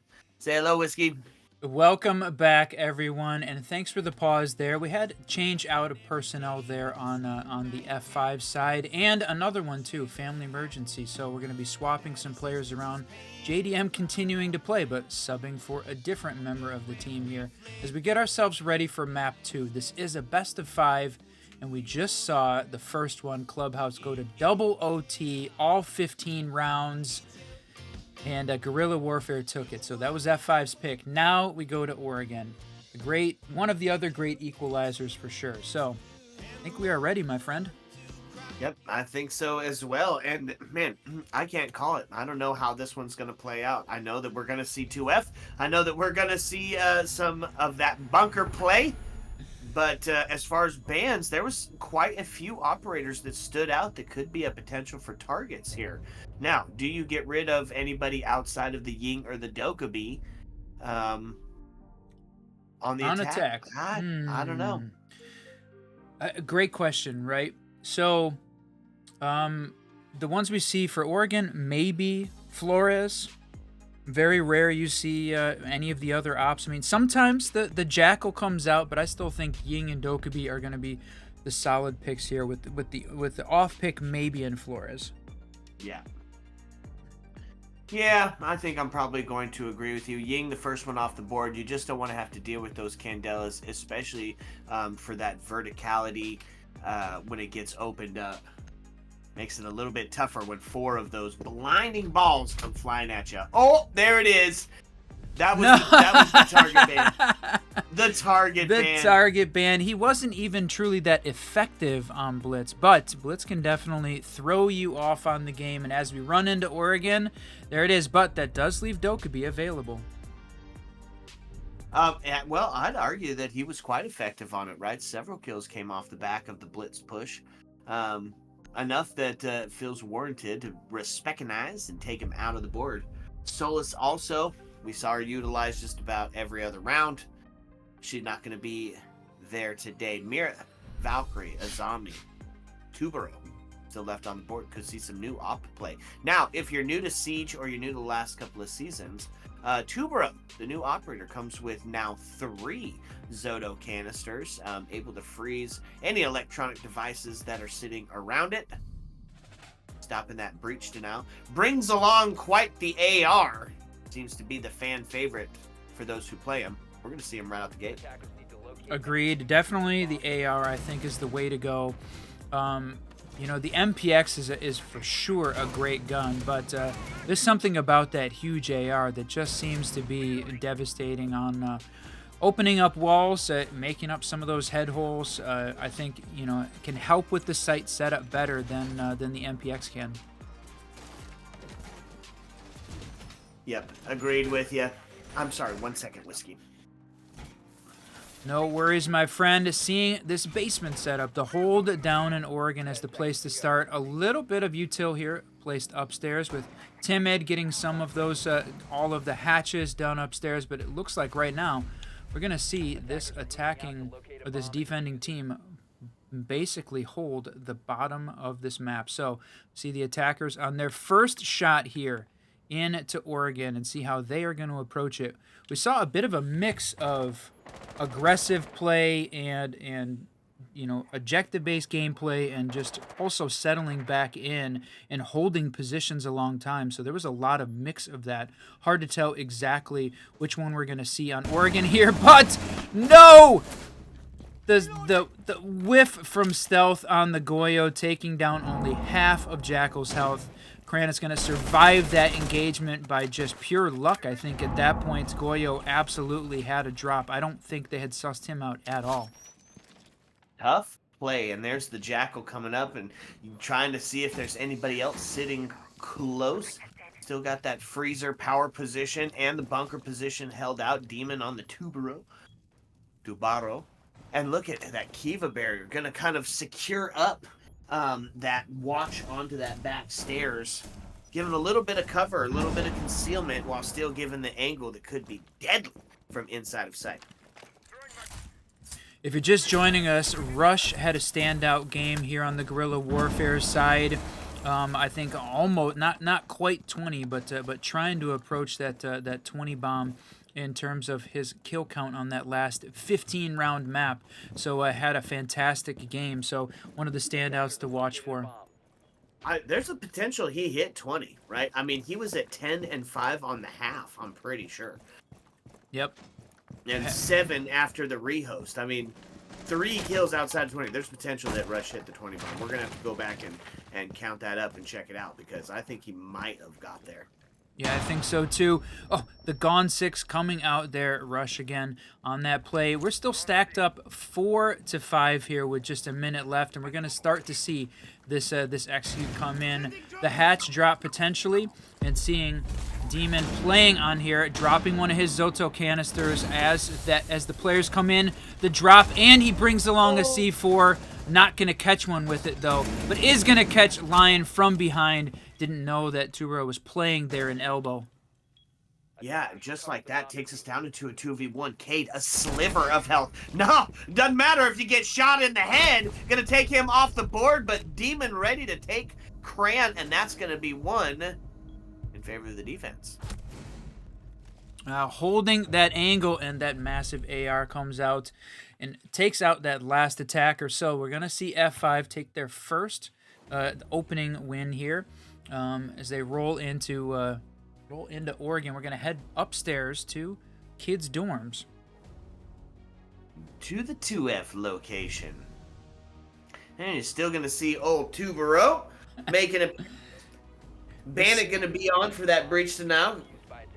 See, he's showing Blackbeard again, and we're going to see whether or not is going to bring out the Blackbeard for sure. We talked about it a little bit, but I don't think he didn't actually make an appearance on that first. But the upside-down rappel, we've seen it happen. There's a lot of windows that you can upside-down rappel on, and that's one of Blackbeard's specialties. Yeah, I could see him upside-down rappel on games. That's for sure, but alas... It is not to be so, Whiskey. This is not really a 6-pick anymore. He reverses his pick, switches it out. It's Nomad for that flank watch instead. To see the general badassery of Zofia being brought out. It's fun to see her back on the board and being picked quite a bit after that LMG nerf. Yeah, that's true. We used to see her a tremendous amount. The LMG nerf came out, and then she got a bit of that drop in pick rate, but she continues to be a pretty vital part of a lot of these attacker lineups. Ooh, sussed out in tower. Does he know? I'm sure he hears the drone, right? He's got to, and that's right. Holding this, he's holding on to. The attack comes out. Yep, now finally sees the drone, knows that he's sussed out, but he can't push it in, can't cross that door. He's going to have to make the long rotate through the basement. Did you see what he did there, too? Yikes to find the first kill on the night. Body bounce tipped over in favor of Guerrilla Warfare. He shot at the window and immediately flew down, got off the rappel, and pre-fired through the door. I mean, those are practice moves. He knew he was going to try to rotate back down around and potentially set himself up into a different area to, take another engagement. Almost won that out. It was close, too. It was very close with trying to pre-fire that door. If it had been just a second earlier, if Jaeger hadn't paused to shoot the drone that was in the middle of those steps, there's a good chance that Maverick would have killed him right there. Yeah. So we do get equalized. Knight off the board, Rush off the board, and that's going to put us into a 4-4. So a minute and 20 going to start to tick away. Maverick on the board. He's known for that silent entry. You're going to see him open up that bottom line, try to get a deep angle in from tower into attic. Potentially find that kills. Ooh, jeez. Oh, I was a little left-right action there. I was just thinking, we didn't know whether or not Stealth was sussed out here in Armory. He had a pair of mute jammers on him, so we weren't sure whether or not they knew that he was playing there. But as Zofia came up the stairs, that yellow ping came out, showed that they did indeed know. Pre-fire one, and then Buck to take a shot across the map there, take him out. So, Stealth down. And they've made their way into this, into the attic, and getting a couple shots on here. Puts us into a 3-3. Is JDM going to find the kill on the Yikes? Ooh, a little bit of... No! The frost Not the mat. frost trap. He's going to be able to get up out of it, but not in time to save his life. And now not Nano on a 5 HP and a dream scenario. Going to have to find some individual heroics to stay alive and bring this back. It's a 3v2. It's a 3v1 as Timid finds the triple kill. Demon, clean it up. He sweeps Nanos off the board. Doesn't matter how much HP you got. Take one to the dome. There it is. The red pings coming out at the last second and clearing all of those, or pinging out all of those attackers. And that's another round-winning shot there from the Tubro with the AR. Wondering whether or not he should have got banned out maybe by this this attacking squad. Yeah, not a bad assessment. We see him banned out pretty regularly. Not enough to take the spot of Azami or Fenrir or Solus as top bannable, but quite frequently. I mean, that's the change, right? We saw Solus played a lot on the previous map on Clubhouse there, and that's the trade, right? Instead of banning the Solus, they banned Tubero. In this case, they flip-flopped it. We'll see whether or not that long-term that was going to be a good pick, but right now it seems like F5 was feeling very comfortable with him on the board. Not going to play him here as they move down to the tertiary site into kitchen meeting to hold it. Unlikely to see kitchen dining like we've talked about. That site terrible from a defensive win perspective. Yeah, absolutely garbage. And I think we seen right that it was almost close to like 100% win rate for attackers. I mean, it's just almost unplayable. Gonna be a bit of the setup that we generally talk about, right? The two highlight players, or the three highlight players here. Gridlock is gonna be putting down multiple sets of tracks to stop that flank from underneath, to stop that rotate from kitchen. Ooh, look at that! Holding the hatch, they still run across it, even with the hatch getting fired. Look at this angle. Yeah, holding, this is kind of the attacker angle when the bomb site is downstairs, and Castle using it against this attacking team, but I can't believe that she ran across even though he was actively firing on it. She loses a big chunk of her HP in what felt like a bit of a waste. Yeah, Whiskey, write that down, right? That's definitely going in the ranked book. That was absolutely beautiful. But here's what we're saying. The standard setup is Gridlock going to be putting a ton of those tracks down in the kitchen hallway area and on, of course, the back stairs to stop that flank, give them a little bit of that sound cue that somebody's coming from behind. It's going to be, oh, man, I was just about to say Osa to set up her shields on top and down below, but that's going to be rough. Osa taking off the board and Gridlock, the first two I talked about. I'm not talking about any more of them. Caster cursing them all off the board, and that's the C4 coming out. He's playing right at the stairs, not in looking in the right place, though. Rush playing on the other side of the stairs. He hadn't crossed over. Stealth going to fall from not looking in that direction. So now it's a 3v4. Still a good option here. This is winnable for the attacking team. They've got the diffuser, and they've got some of these assets in place for a stage plant here. Yeah, they still got that verticality to contend with, right? That hatch is open. Oh, no. Cross set up. They are going to find Grim off the board, and that's the double kill as Rush gonna walk right into site and have a pair walk into kitchen with, it appears that they didn't know that Timid was in there. With both of them walking in, it seemed like I don't know, unnecessary. That shotgun, Whiskey. Holy cow, man. The distance on that thing is insane. 3-0 in favor of F5 Esports. Guerrilla Warfare winning map number 1. Caught a little bit on the back foot here as they're not able to find one even on the Tersh side. A little bit of momentum built up inside of F5. And they're going to need it, right? Because this is a defensive-sided map. And they're going to didn't have such the greatest attack rounds on the map number 1. Well, I mean, actually they did. They had good attack rounds. It just went back and forth. That's right, back and forth. Hope you see Guerrilla Warfare wake up and do that same thing.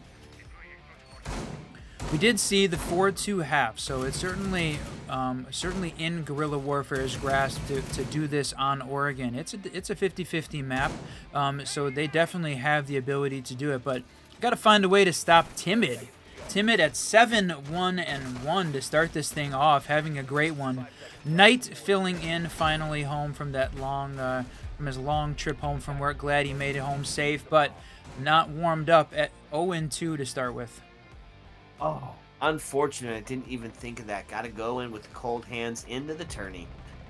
Well, and there you go. Now, are you going to trade a little bit back and forth? Oh, no. I was just kidding. It was a joke. I didn't think it was going to actually cause him to fall. Oh, that's the power, Whiskey. That's the power of the caster curse. You know what? I feel like it's comfortable. We're calling out those important pieces that we see might influence the game, and there's one of them. And the other thing that I see was the Mira setup we had seen in ranked, holding the wall into a pillar, but unreinforced. Yeah, seen in ranked. That was me. I did that in ranked. And where did I get that from? I got that from stealth. What a great played out here. What a great setup here, and whether or not it's going to be the difference maker, it's a question mark. That's a zombie off the board, and oh no, Goyo falling again upstairs on this basement defense, roaming with the vector, but kind of fall early. So now 5v3 with plenty of time here for this attacking team to get themselves set up. Yeah, that's a 5v3, a little bit of a tough situation to find yourself in, but it is the defense, right? It is still a minute and a half left on the board, so it's a potential to hold this out here. Just got to find 1 or 2 to equalize, and then you can get yourself back into that trade game mentality. Gonna get a Vulcan off the board. Boy, it doesn't come out and play here in the last 20 seconds, which is sure to be when that push will happen. That's right, seeing the fire holding, and that's a nade getting prepped by Lion. Yep, he's going to throw it and try and catch one in pillar on JDM. He's going to rotate out of position. We call that those nades just forcing action, creating chaos. And look at that. They see the Mira, and he's going to take a shot. He's got the feet holes, but no, this hatch dropped from... Oh no, dude. Mav, all up to Timid. He's got a couple, but... Man, he looked like he was going to take another one, but potentially ran out of bullets there. Yeah, shoot, pivot. I mean, it's only the vector. You can only do so much before you got to load that thing back up. So, unfortunate for them. Good for Guerrilla Warfare. They find their first on map number 2. The shifting of the tides potentially here for Guerrilla Warfare. They've got the win in their pocket for map 1. Still a best of 5, so plenty of time left in this thing for both of these teams to continue to push. Nobody's in a dire circumstance yet at this point. So we've seen F5 take 3. That feels pretty good here on Guerrilla Warfare's map pick, and definitely what they needed to do on Oregon, typically considered the defensive-sided map. Yeah, I mean, and if you're either one of the teams, one more win, and you're feeling pretty secure about having accomplished your job. If you're the attacking team, 2's the quota, right? Got to hit 2 on the split to feel good about going into your defense. If you're on the side of F5 Esports, got to hit 4, right? That's the standard. That's your quota. If you're on the defense, put yourself in line with that standard split. So both teams won away. The outcome of this so far, not wholly unexpected, my friend. True story. We're holding exactly where we think we should be, and with both of these teams now having an opportunity to play out that first map and figure out how they're playing, we saw this change up with the defensive team winning a few more, right? More on the map and less on the individual effort. But like you said, got to still take Timid. Still was the last one left alive and got another one 8-2. Couldn't convert it into a round win, but still having a fantastic game. Yeah, no kidding. Huge. having a huge game. And I think, you know what? It's probably going to come down to it. I called it out earlier in our previous grand finals. It's going to come down to how the turf side is played, right? That was where I believe we saw our first round win. Was that on the turf side? I believe so. Yeah. I think it'd be the same thing here, which means potentially whoever's playing the turf side better is potentially going to get that dub. The overall dub. The map dub. Not the round win, but who is going to take the map home and win it? Yeah, good point here. Good setup here. They're holding elbow with the Azami. Got that Kiba barricade in. You can just barely hear Mav doing his job up here on the hatch. Even though it's electrified, opened up. It's one of those things that that we thought we might see with the Tubero is an increase in the pick rate here for Maverick, and because now, especially with the slight buff as well, the Tubero gadget not affecting Mav's ability to open these hatches up, doesn't slow his gas down at all. Yeah, you wonder too though about no Habana. Right? Nothing. I mean, they definitely got. Well, I mean, outside of Maverick, nothing. Well, I mean, I guess they got the hatches open, but it's the play on whoever's holding onto that watching bunker, right, to help support the Mira. Nothing to open that area up. So interesting pick. Night to find Crayon. His body balance is going to tip in favor of F5 Esports. Looking to secure up their fourth here. 44 seconds left. It's going to be the special glasses of Warden. Going to try to save him from this potential push down the back stair. Vector ringing out. Vector ringing out again on two separate players. Now takes us into a 5v2 as F5 looking to put themselves on a flawless round. That's right, and that was Knight's first. We just talked about him getting Caster Curse, but we didn't talk about him. He's going to take a win, and that's Yikes down, and is the only one left, 1-4-2. This is his time to shine on this Ashe. Opened up, or cleared that window, the mirror window out. One more in laundry, going to swing. Yes, but not get the kill. Ashe certainly knows he's there, going to take one down. And that's going to two. be it. Not going to get 3 or 4 of the important ones there to convert that into a round win. Yeah, but just a too little too late scenario. Did start to build a bit of momentum, but unfortunately time playing the 6th man. Not going to allow him to keep on that streak. It's 4-1 as we hit the last round of the half. Map number 2. It's just insane how quickly these rounds are flying by, Whiskey. Yeah, it's crazy. We're not going to the very end, down to the last second on many of these. We talked about the 20-second meta being in full effect. Definitely is, but we have definitely seen some of these rounds end early, and we haven't seen a ton of objective-based gameplay either. In the console grand final, we saw the bomb planted many times, like generally at least 3 per map.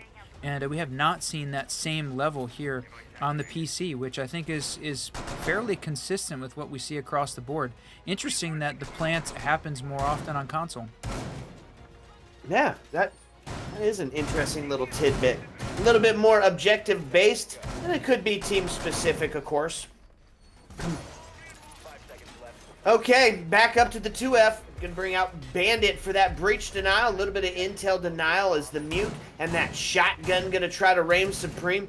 Demon pulling back out the Tubero, but the highlight here, Timid, 9-2. The man is just going insane, and a good chunk of the reason that we're sitting at 4-1 in the scoreline. That's right. Now we're seeing Stealth play upstairs in the armory again. Just about to say his name. Unbelievable. He grabs a kill at that exact moment. He's playing upstairs with multiple mute jammers here, hiding his location and standing on top of the bulletproof hatch in case anyone wants to try to take a shot at him. They know he's up there now for sure, though. There it is, dropping the mute jammers off so they can try and get one in. C4 comes out and shot. The Bees are going to ping him out. They're going to know exactly where he is as he tries to push.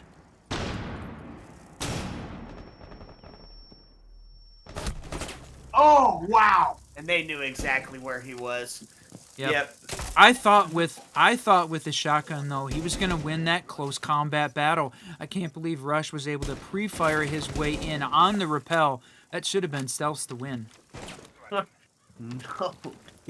What a shot. Body balance equaled back up. So we're just under 2 minutes left on the board here.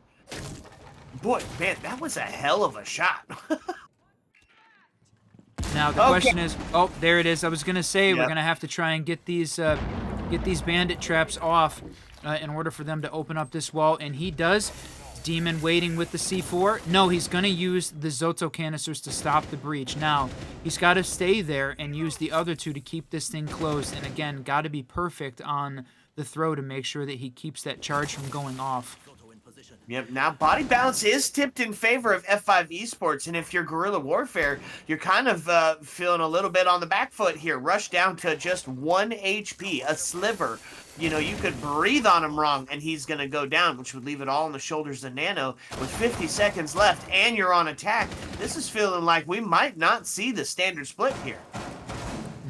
They're going to leave it, let the breach get opened, and hope that that is going to cause Nano here to push in.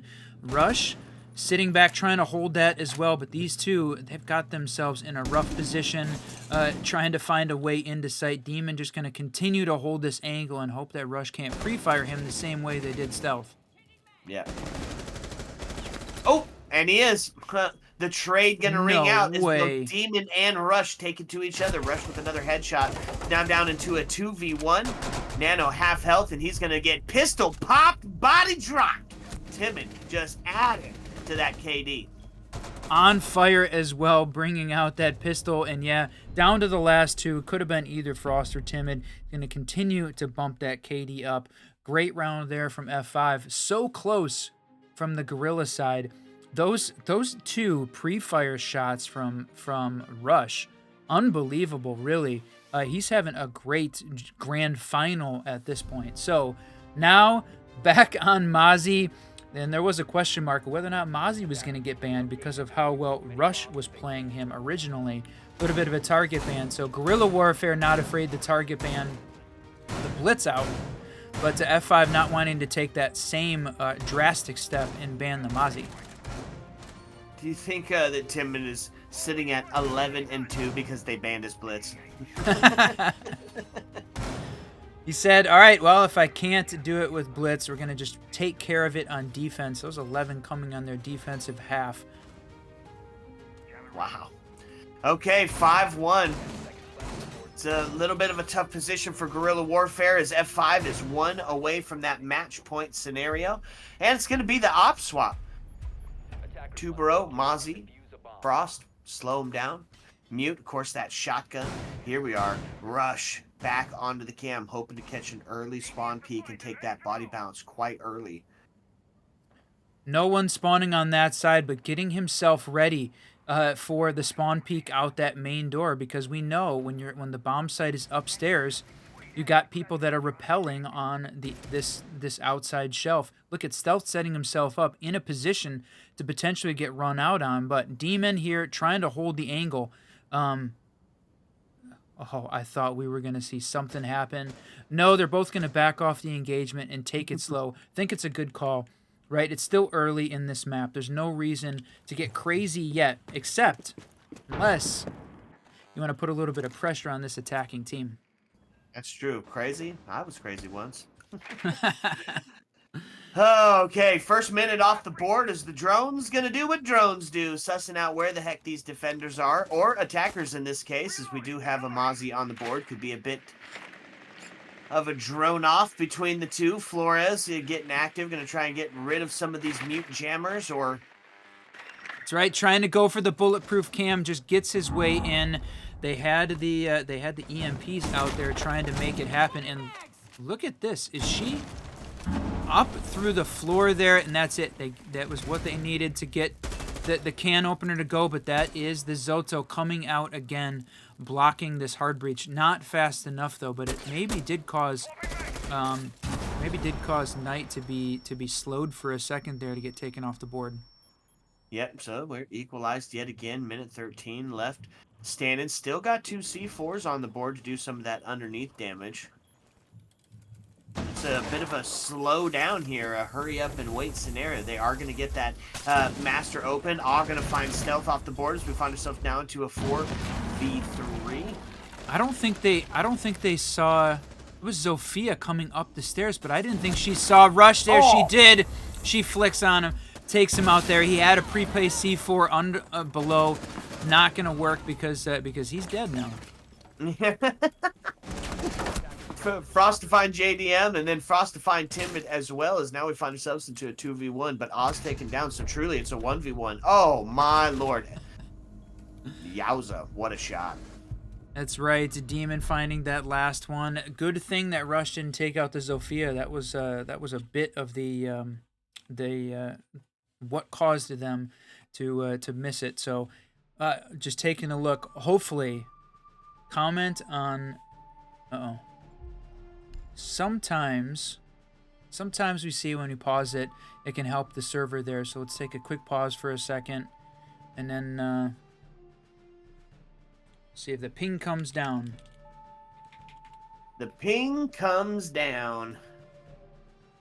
Okay, well, if you've ever watched a match on our channel, you know what that sound means. It's a match point scenario, and it's a match point dramatic scenario, as the scoreline 6-6-1.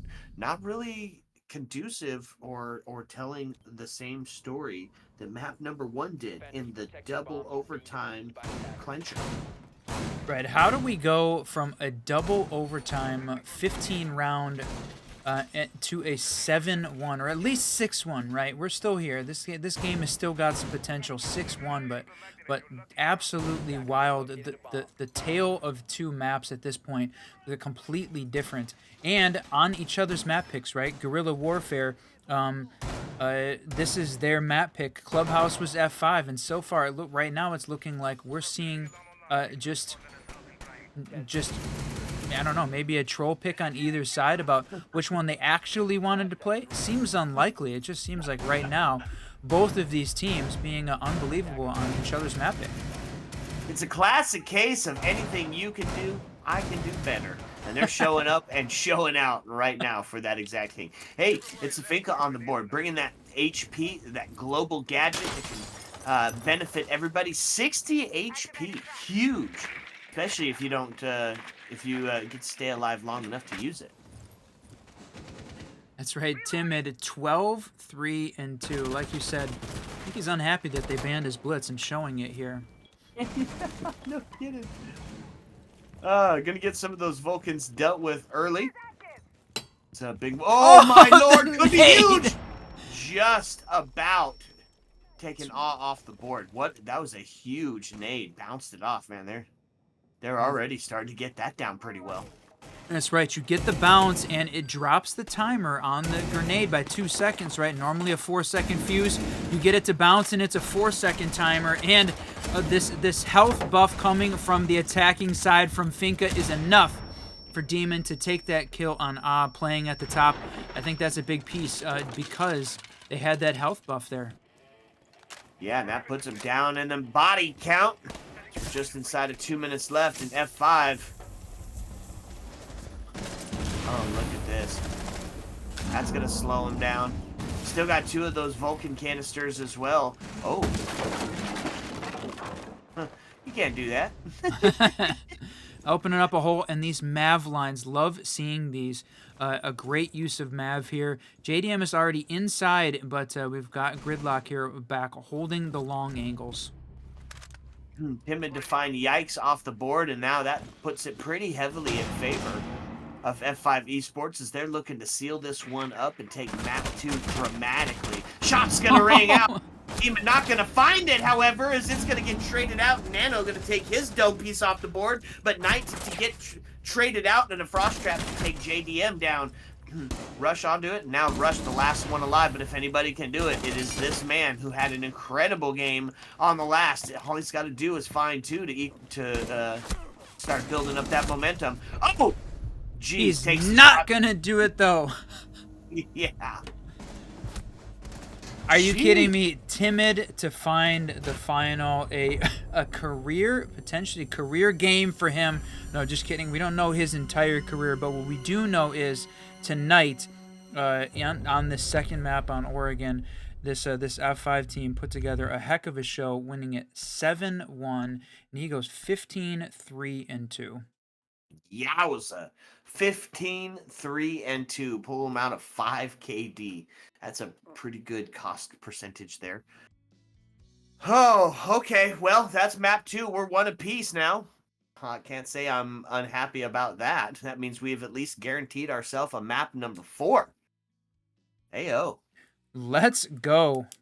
Okay, folks, gonna get the next map set up, a couple of restarts, get a lobby going, because when we come back, it's gonna be map number 3. We're gonna sip some hot cocoa by the fireside in the French Alps as we retire to Chalet. Heyo. Let's go.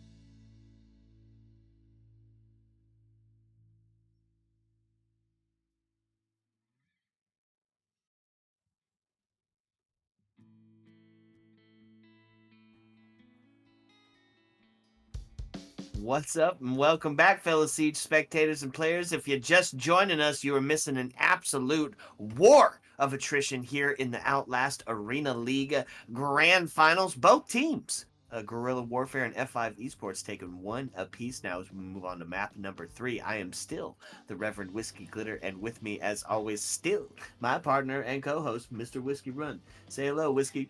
Welcome back, everyone, to the Outlast Arena Grand Final between Guerrilla Warfare and F5 Esports. We have done the first 2 maps done, and they were completely different games. We saw a max OT back and forth banger on Clubhouse, and then a steamrolling by F5 on Oregon going 7-1. So the question is, as we roll into or climb into Chalet potentially, we're going to see it the other way, or are we going to see F5 continue the steamroll? This one is F5's map pick, so they potentially have got that, and I think we're just about ready for these teams. Chalet, I freaking love that map. I know it's probably one of your favorites. I think that's an easy cheers, right? Cheers to my favorite map and to shots, so thanks very much. All right, my friend, we are ready to hit it. Send it, my friend. On to Chalet. Get your cocoa as we sit by the fire. You think we're going to see some target bans? Is that Blitz going to stay off the board? Or Timid demonstrating that he can do killing on any side, any op? That is a great question, my friend. Oh, are we going to see a target ban? We talked about whether or not it was going to be the Mozzie as a target ban for Rush, right? He did have a great game. Not the same kind of great game that he did the first, and it didn't convert it into round wins. So I'm feeling like we would maybe see more of the ban, but I feel like Tubero had a really outsized impact on that last one there on Oregon. I feel like even though you have to give up one of the other defensive 5, like Solus or like Fenrir, he might be making an appearance back on the board as a defensive ban. Yeah, and we're going to see Thatcher off the board first. And, he, kind of one of those operators that used to be considered a bit of a cash ban, right? But making that push into Snowmobile, making that push into the office area, having to deal with all that util, pushing into library, especially because we're in the Tersh site, that age of verticality. Thatcher just makes it a little bit easier when you're dealing with that deployable shield, which is the critical push point here, right? That's the spot that you have to deal with, especially when we're playing Bard Gaming. Thatcher just makes it a little bit easier. He's gone. That's right. Thatcher gone. Ying gone. Not surprising there. They did not choose to give up the Solus. The big question here, Tubero, or is it going to be Fenrir? And because Guerrilla Warfare is starting on defense, I feel like they're going to keep the Tubero. Yeah, and they are. You called it. Fenrir off the board. It's just too powerful currently. His op. He's got 5 of them. 3 can be active. He can move them around depending on, depending on where that push is coming from, of course. Oh, and we've seen him used like proximity alarm, right? You hear a defender walk through it, they back up, and then he closes it if he's got the option before they can shoot it off to have it ready for the next time, right? And it's bulletproof at that point. They know exactly when it came out. So not going to see the ban for Mozzie, though. It's going to keep Rush happy. Immediately bringing him back out. And, bringing out that Tubero as expected here on Chalet, because these breach points very critical here for the push in, the double in wine plus that main breach on Snowmobile. Yeah, opting to start in the basement, kind of a break from tradition. Is, well, I guess it's a nod towards tradition, as that's kind of what used to be seen all the time. Oh, here we go. It's the setup to hold up top. I love it. Open up the hatch. It's gonna be some vertical hold here. Legion gonna be proving to be a menace up on that first floor, and then drop back down to site when there's a few seconds left. Hold on, bunker down with the teammates. I love the call here. That was Rush taking a spawn peek out that mezzanine window, and you've got the Warden playing close on the top of those fireplace stairs. We're gonna look and see the Mute taking Thatcher's or Thermite's drone. Got to try and find a way to get this thing open. And are we going to see Yikes do something crazy here as this breach starts to go? Nope. Nope, not. He's going to continue to just watch that push go in. So, able to get that breach open, the main.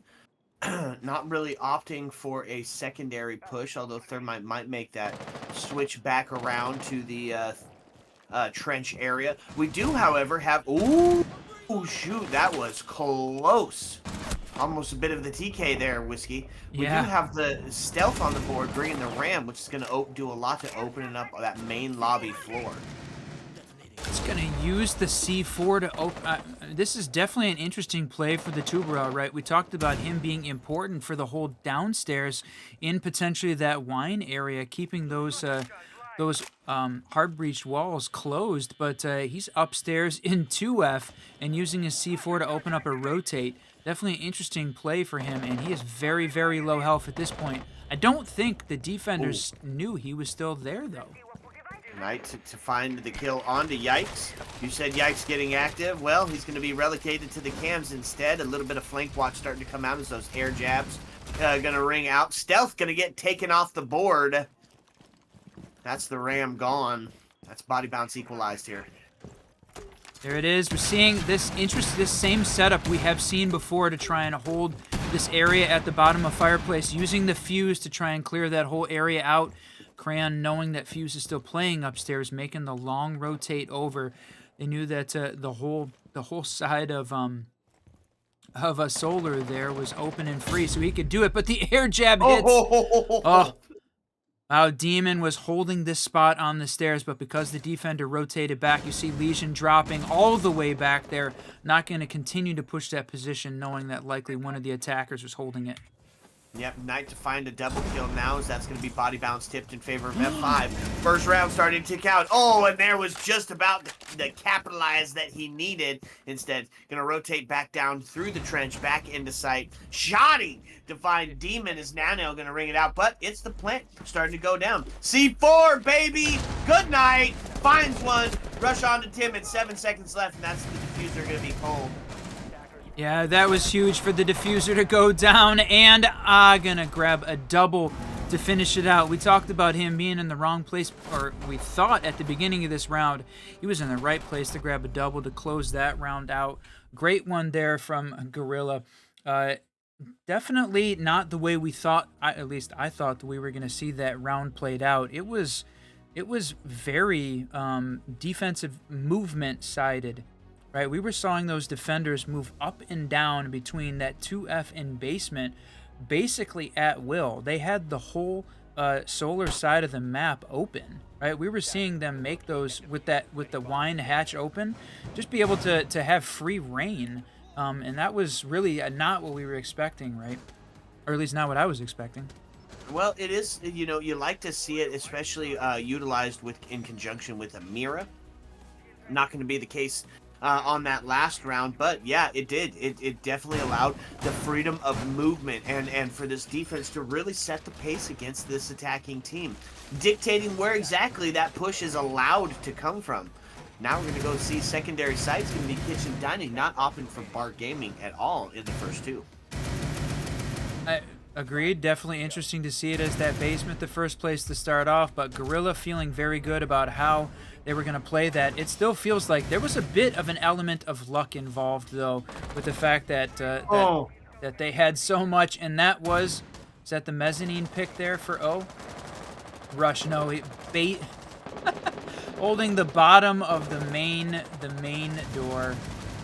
Rude. Oh, tough. That's going to be Knight off the board. He's going to start to form the contest in towards this library area. One of those critical push points that we talk about so often. That's going to be man count up in favor of Guerrilla Warfare. It does get sussed out. You know what? That's just the greatest name, and you say it's so fun. You can be doing that all night, folks. I mean, I feel like it's a bit of surprise when he sticks his head out there. Yes, going to take a shot on that fluke backdoor, but not going to catch Osa. She walks herself into office. She's got this piece of map control at this point. Ooh. The defender's trying to find a spot from below. I feel like she's in a very dangerous place, though. I wouldn't actually call this control at this point. No, I would agree with you. And still 2 C4s on the board. Should they suss out where that location is? Demon to find the kill on the Yikes. As we find ourselves into a 4v4. Minute and 39 left on the board. It's going to be Demon to take a look, but they get sussed out. Right as Drone gets shot right away. He knows they're close. He knows that they're on the door. It's the pivot back and forth, the yeet and skeet, if you will, to hold on to that bathroom angle as well. And they've got this piece of control set up now. Okay. Back onto mezzanine and outside. Just a little bit of relative safety, but the Osa shield up and that breach there. So now Timid trying to get himself set up for opening up this second wall in the other critical piece of this attacking punch in or this kitchen dining location. They've got it. So now that Zoto canister coming out, but it was too late to stop. That's what we talk about. They've got to have exact timing in place for the Zotos to go off for that to work. Oh, was that a miss for how far that smoke went back? I might have went a little bit farther than he was expecting, but holding on, Timid going to be taken down. It's the double that rings out now, equalizing that body bounce, taking us into a 2v2. Nano getting a ton of damage, but he's able to WASD his way to some safety here. They got to push in to get back towards that diffuser, which now sits cold. Yeah, and they've got to find a way to get some vertical pressure on this. She does not have enough room. Oh. They're going to take a shot at the same time, and it goes 1v1. Stealth is here with that diffuser ready. Nano, he's going to try and fake plant for a second. That's it now. He's got to stick it at this point, and all Nano's got to do is wait. And wait, he does. SMG-11 to claim the life of Stealth as he puts a couple into his dome piece. Definitely that nerf to the SMG-11, I think we can call it at this point, absolutely not a factor in the competitive scene. We continue to see that gun played as the secondary at an extremely high rate for basically every operator that's available on. Yep. Agreed. And that's going to be 2 in favor of Guerrilla Warfare. This defensive sided map. See some defensive wins. It's going to be Turf Site time as we go to the bar gaming setup. Still not going to opt for that Mira, but I think the highlight player here, it's going to be the Azami. Going to be setting up inside a library in that top mezzanine area. Trying to do some holding on, making sure that they can claim and hold that verticality. It's going to definitely play and be a factor here on this bar gaming site. They're the hold upstairs, getting themselves in place. Those barricaded walls holding down the hallway, looking top blue. Add in the Kiba barrier for a little bit of extra protection, and the fact that Thatcher is off the board going to make pushing that a little bit more difficult. And the rest of those Azami Kiba barriers going up, holding onto this mezzanine area. Maybe a few in library as this round rolls on. Yeah, and not gonna bring a deployable shield either. Right? We're going to see them bringing out the Kiva barrier. 1 second, Whiskey. Rush looked like he was setting himself up for this solar spawn peak, and he took a shot, but not actually going to get one there. The defense the attacking team going to walk in not exactly in the same spot, so Rush is up there. I think they've droned him out, though, at this point, knowing he's there. We're going to see Stealth push up the side of the building here to contest that location, and getting a shot on Mozzie. That was it. Not going to hit with the spawn peak and going to get taken off the board. It's a huge pick there for F5 to start on their attacking half. Starting here, 5-4 as we roll into just that first minute of gameplay off. This hold in top mez, just like we thought, Azami continuing to hold this location with a little bit of look down onto those stairs, whether or not one of these attackers is going to push up through basement. We've seen that with the Nook. We've seen that with some of the more adventurous operators, and there, that Tubero playing this upstairs location as an alternative to Frost or Warden playing coming out and stopping any of the gadgets. That includes the Flores drones, that includes any other piece, and they're gonna stop it again. Just wasting time like crazy. We're down to 1:20 at this point, with having used his utility there to hold this position upstairs at top blue.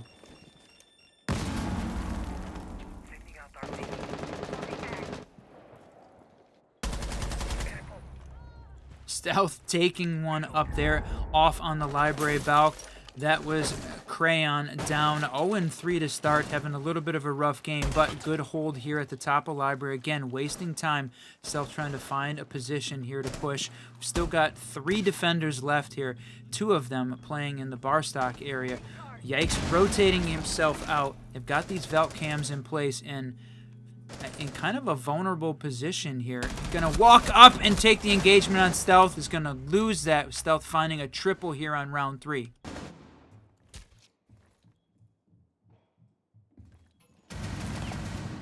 Talked about one of the attackers rotating through the basement. The one that's going to do it, though, is Nano finding a double there, taking out Stealth. Going to finish his reign of terror. He's the last one alive, though, and it's going to have to 3K clutch to win this with the diffuser down. He's got basically 30 seconds left to get 3 kills. And not going to do it. Knight holding this angle, watching the stairs up, even though had that position, Knight was just ready for it. Good hold there from the attacking team as they get that down on the back of a 3K there from Stealth. They get their first of the map, and we go 2-1 heading into round 4.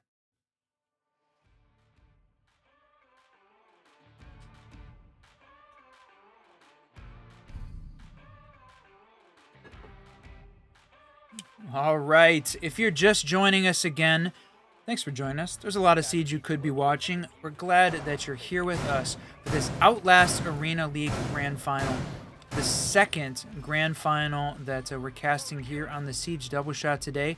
Got to see the CCL League Grand Final earlier this morning that went 3 rounds in a row. That was a very quick one, actually, with LDL taking down Entropy Gaming in one of the premier console leagues in Europe.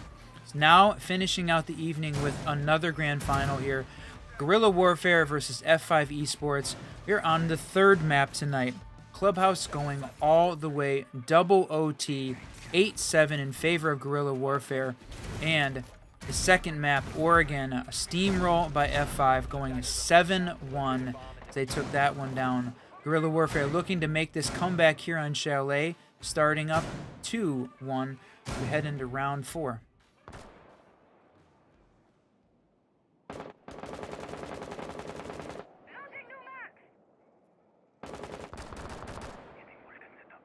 I know that Whiskey Glitter was dealing with some weather and issues on his side, but I hope that's only temporary here, as we still got 2 maps left in this grand final to go.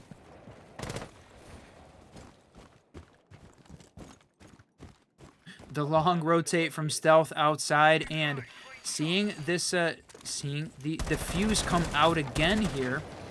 When we're seeing the basement site played, this is a practice strat we've seen. Using the fuse out on the top of this mez, and then it opens up all of that area below, and usually clears off a lot of the breach denial held downstairs. The only thing that it can't stop is the tuberal, because we're not going to be sure when he's tossing those out to stop the hard breach. JDM is ready. They've already got it open, so now that fuse just potential to cause some chaos upstairs. Yeah, and kind of opened up the floor for that real fish in a barrel situation where they can just kind of peek in and try to force some of those players out of those critical push points, that single wall where the mirror would usually sit and things like that. Yep, good call here. The drone hole kill from Stealth, taking down Rush. That's a huge kill. One of the most feared operators that we've seen. He's going to pick up the boogie drone there, continue to use it as part of opening up some of this vertical control that they need. There it is, going to open that one up. Seeing this wine hold is open again. We saw the same play from Guerrilla Warfare, so F5 trying to find a way to take advantage of it. Nano playing close on Trench, and with this 6-1-1, he's having a great game. 6-1-1. Yeah, Nano. It seems like every player kind of has their map where they're gonna pop off at. This is what talks about the caliber of these players, Whiskey. Is that it doesn't matter which map you're on. Somebody is gonna feel comfortable and put some numbers down. That's true, and we're talking about competitive Siege. Everybody certainly has the opportunity to make it happen as well. So now, Timid had a great game last time. Right now, holding this support, those bombs going off and planting in the same location we saw him going off before. And look at this, also the Dokkaebi call coming out at the same time. That was perfect, hiding the audio there from the diffuser going down, and Timid getting it. Gonna grab 2 with Knight finishing it off. Oh no, Timid finishing it off. Knight getting one of the downs earlier. What a round. Some good coordination there from F5 to tie it up as we head into round 5, my guy. Okay, 2-2. Score line evened up. Let's go. 2 rounds left on the first half of map number 3. We'll go back to that kitchen dining site. Love to see the castle come out here, but highlight player Crayon. Gonna be bringing out the prankster. A little bit of the alibi, if you will. Trying to rain down with the storm.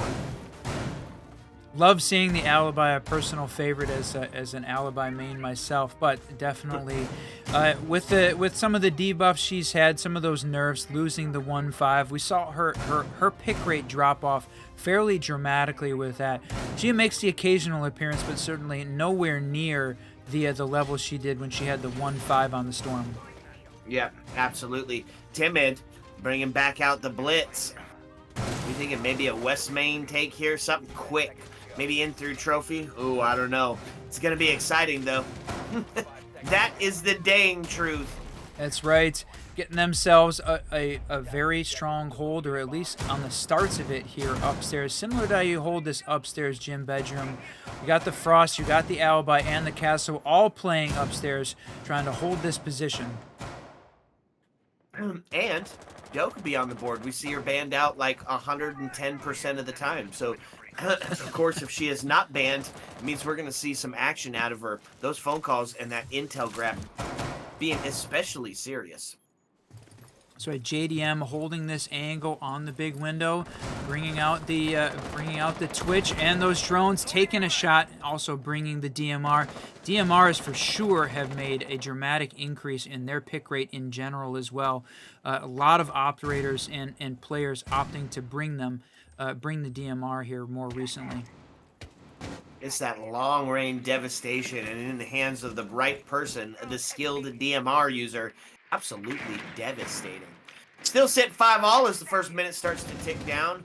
Clock waiting for nobody. Here is the attack team getting themselves set in place for their eventual execute. Where did that blitz end up going to? Was that the top meds? Oh. Got himself in library, pushing up potentially here with stealth as they try and get a little bit of this vertical control as they push over on to the north side of the map. So yeah, tons of that top floor real estate already being taken up by the attacking team. Of course, it is a bar game. No, not bar game. It is a kitchen dining. Yeah. So not necessarily. Ooh, shotgun gonna ring out, but it is gonna be the Demon to find himself a double as we get body bounce tipped heavily in favor of F5 here. They do sit in that 3 or that 4-2. It's gonna be Blitz starting to come down the stairs. Gonna be the contest here potentially on the castle. He's ready for it. He hears the shield. He's got to put himself into a better location. It's gonna be the shotgun to come over and start to take a look. It's one of the best ways to, of course, deal with that Blitz. 52 seconds left on the board. The other good way to deal with the Blitz, that C4 from below. Not going to catch him on this one, but is going to take JDM off the board. So now 3v2, 41 seconds left. We're getting close to this 20-second meta. There's still the attacking team holding upstairs with the exception of, was that Blitz downstairs, ready and waiting. They need someone to open up this castle barricade for him, though. Or, just straight open up the wall. Going to go ahead and take that on. Gonna take down Demon, and that's the ace. So now they don't have anyone. No, Oh, not the TK. No. Delph, that's tough. 7 seconds left. Not much you're going to be able to do here. You got to go for the frag. It's the 1v1. It's the shotgun. And it's going to be, taking the kill onto Stealth. Oh, man, the TK, that just hurts your feelings, especially when it's the Blitz pushing in to go get the kill. That's right. Waiting downstairs, the literal stairs there, ready and waiting with the shotgun as Stealth runs for his life as he approaches the bottom, and that is seriously unfortunate. As we head into round 6, Guerrilla Warfare up 3. So, standard split, 4-2 half, looking for Guerrilla to win. F5 has won their 2. They've got their quota in, like you say. And so far, neither team has only got 1, so we're not going to see that same kind of blowout we did on Oregon. It's going to be no 7-1 here. Yeah, absolutely. And so, Bar Gaming. Going to be a couple of interesting picks here. I love the dock call, right? We talk about him utilized to play life up in that library corner, whether you bring in the fire of the Capital, which Stealth, of course, is, or some of those nades. Maybe a Flores drone or two, able to stim yourself back up from any sort of HP damage back up to full health in one go. No Mira and no Azami, however, which is a bit of an interesting, I mean, maybe it's just going for some comfort pick ops here. We're going to have to see if it's going to play out and if Guerrilla Warfare is going to be able to capitalize on this operator layup. Yeah, yikes, I think, being that change, not going to bring out the Azami. Yeah, definite interesting pick there. Well, we'll see. Thorn on the board, and of course did bring that deployable shield as well. This is where you're seeing Rush playing off of currently. It's one of those power positions that we always talk about. Crayon gonna get sussed out here immediately.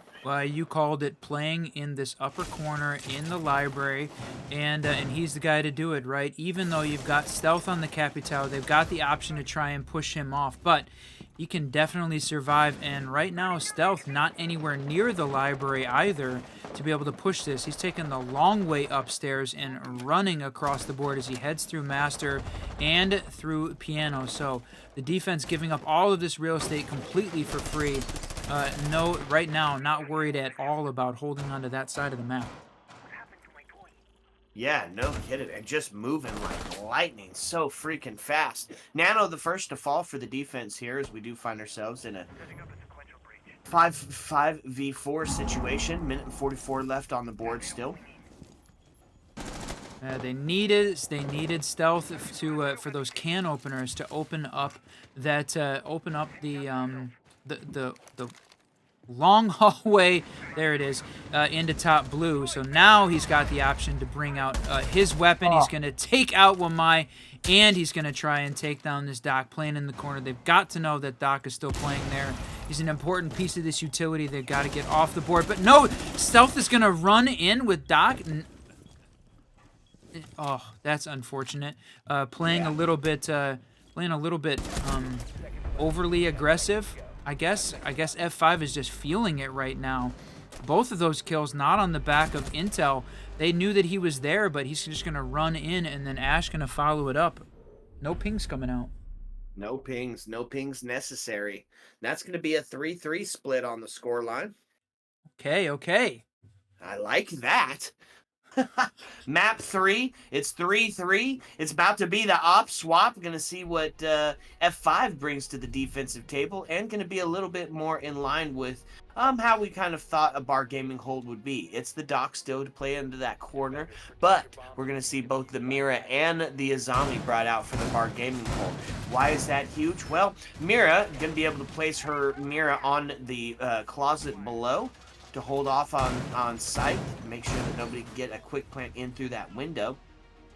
And then put up top onto that mezzanine wall facing into library. Give yourself a little bit of support from the Azami, and you are set up, bunkered down on 2 separate floors. That's right. The Azami hold upstairs, and then you're seeing Demon place down all of those the ADSs in the corner to help try and protect the player that's going to be eventually up in that corner, which for sure we would guess is Timid at this point. The last going top blue, and the other push point that we feel is, or that you generally see as an important place here for the attackers, is they try and gain map control. And again, a similar setup here from F5 Esports is giving away a lot of the real estate over on the that north side of the map.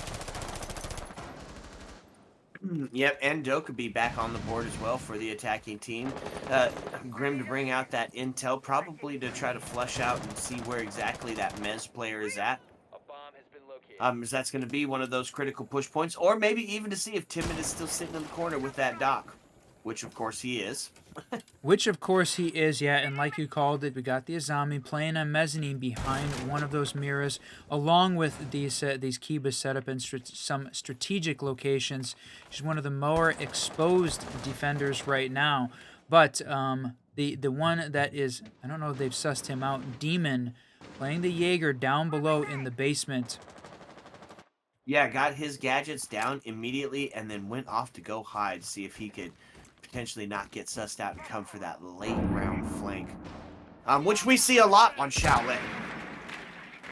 We'll start to see some of the flash bangs ringing in, getting potentially rid of any of, well, there isn't going to be any ADSs onto that shield, actually, so potentially going to get that one for free, the grenades that are going to ring it. Hearing that drone come out, he nopes his way right out of there, back down the stairs, trying to find a spot. And this is Frost continuing to play on these stairs, knowing that there is a couple attackers trying to push her position, and they definitely had her position there with the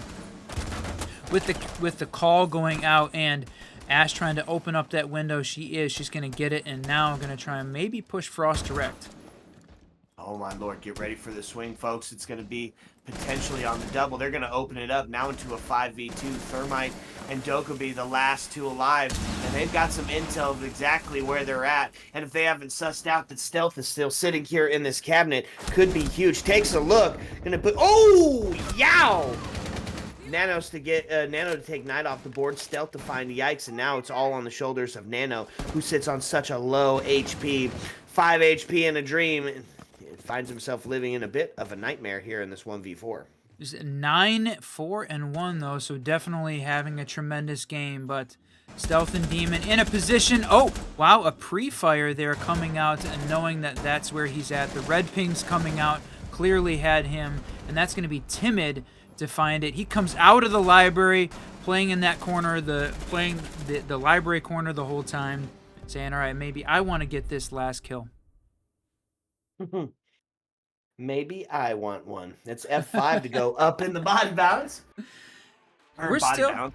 The score line, the score line. You know, it's been a long day for us. Like we said, 7 hours of a grand final casting at this point. And if you are just joining us, we're on map 3 of a best of 5, and right now the teams are 1-1. So we are for sure going to see KAFE as the 4th map coming up after this one. But we still got to get through Chalet first and find which one is it going to be. Is it going to be Guerrilla Warfare coming out on top, or F5 Esports? It was an even half, right? 3-3 split. This is what we've seen F5 win their first defense, now taking on Kitchen Dining as the second. Yeah. Highlight player of the round here to potentially keep your eye on. It's the Maestro setup inside this Kitchen Dining. It's the LMG, enough bullets to kill them all. He's got the bailiff, but recently reworked. Has himself 3 cameras now, and I have become an absolute Maestro main ever since then. Camera, good. Gun, great.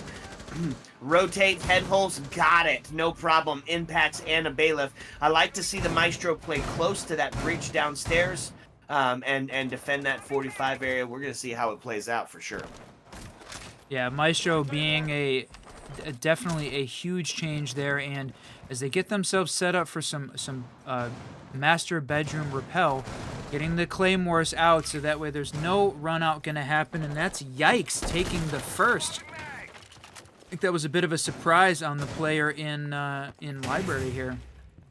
Yeah, Stealth, yeah. Yeah, he got taken unaware, and he got taken quickly because still within the first minute of gameplay here, and they have got all of that library control instantly.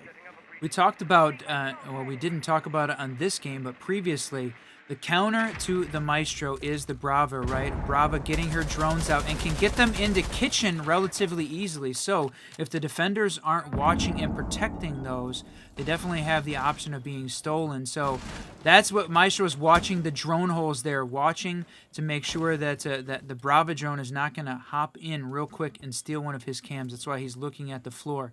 However, now that the roof is opened above him there on that fluke back door, waiting to see who's going to make that push in. Yeah, have to be a little bit more vigilant. And one of our favorite things to see is those gadgets getting taken. Maestro cams, yokai drones, anything that can do a little bit of damage while still being intel oriented. It's going to be odd to find two, however. Last one being on tonight. So takes him to the dome piece. Still playing close to that breach like we were talking about. Going to be all resting on his and Demon's shoulder here as Guerrilla Warfare is looking to tie this one up, Whiskey. Look at this roaming Mira upstairs. Demon just making his way upstairs into Solar, completely pretty far off site, not playing behind the windows where typically you see her being played. Gonna try and push, but gonna take her down. They must have had a drone in sight pinging out her location because he knew exactly when she was going to swing all up to JDM. He's holding these long angles back.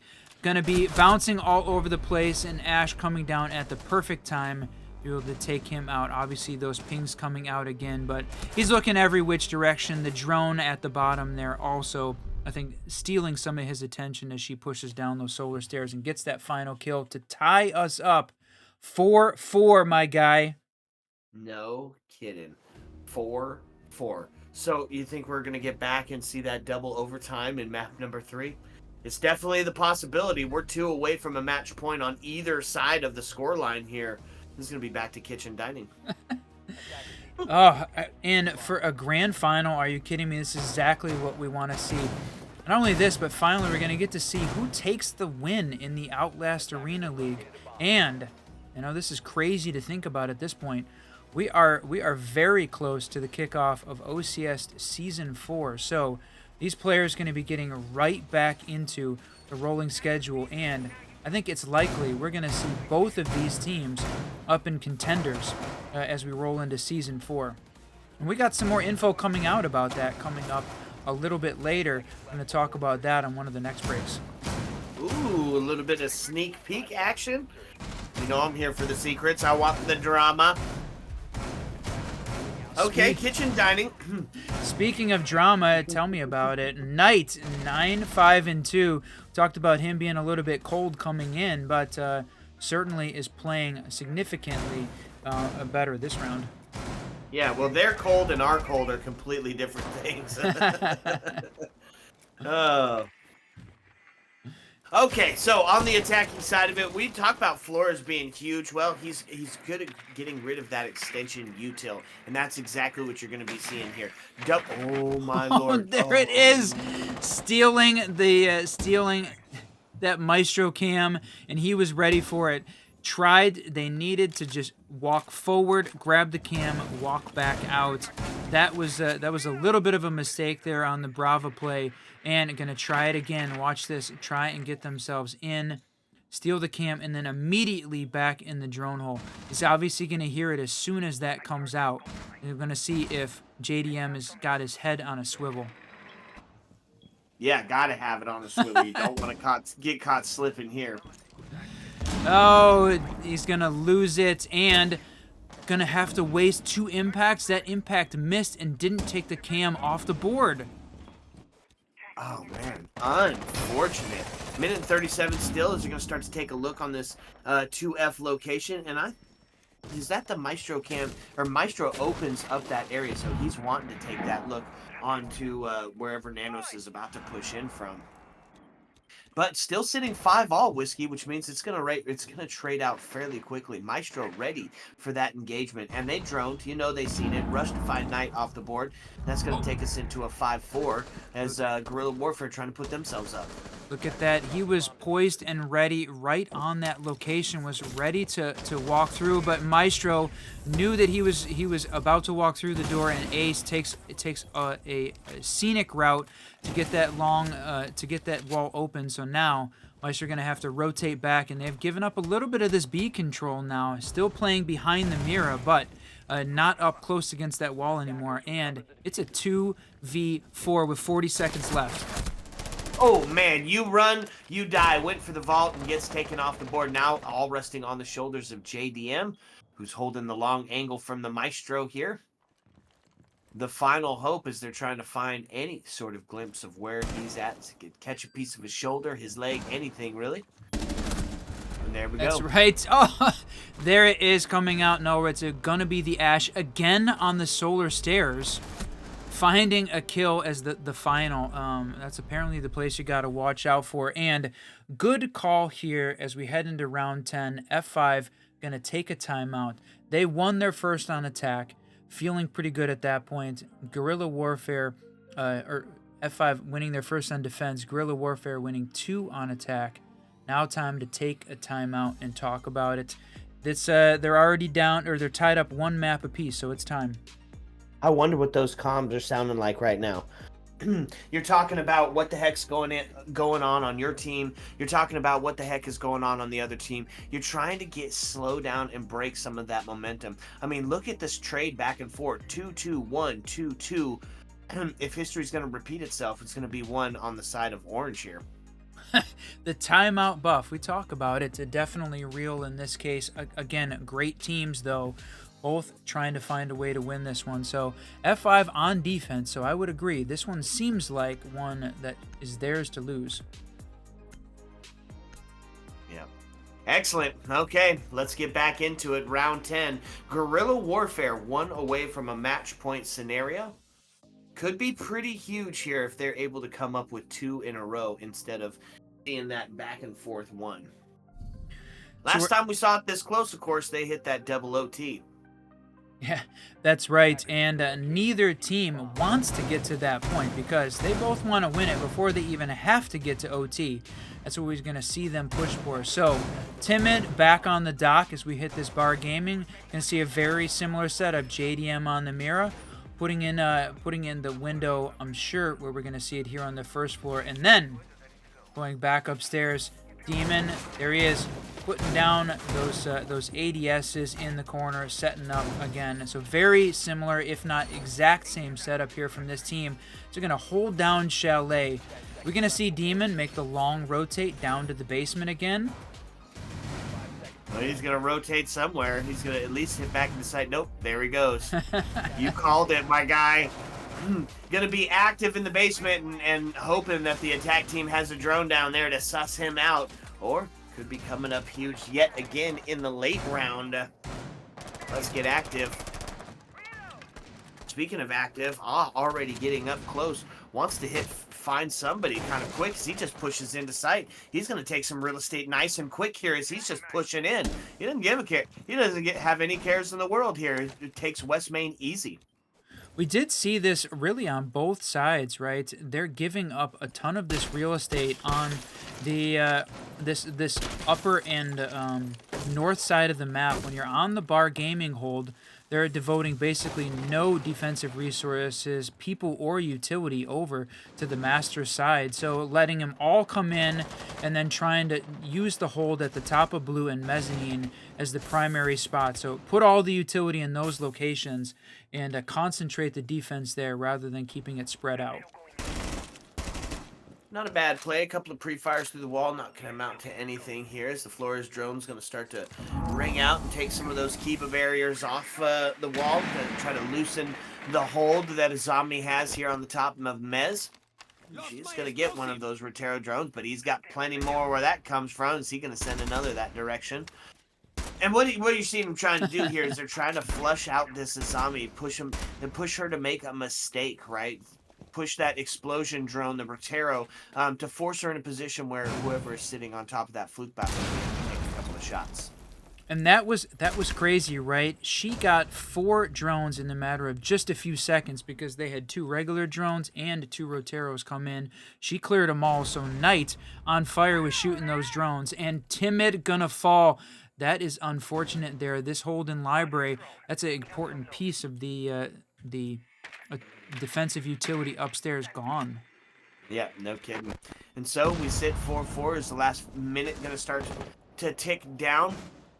And it's going to be another one of these just absolute frag fest as we find ourselves in the frag zone. Jaeger wanted to come up on the late flank, but they had his number. A zombie going to go down as well now. Shots into Closet going to ring out. It's a 4v2. Guerrilla Warfare trying to put themselves onto a match point. It's Frost running around like crazy, and Zofia to find stealth, and that's it.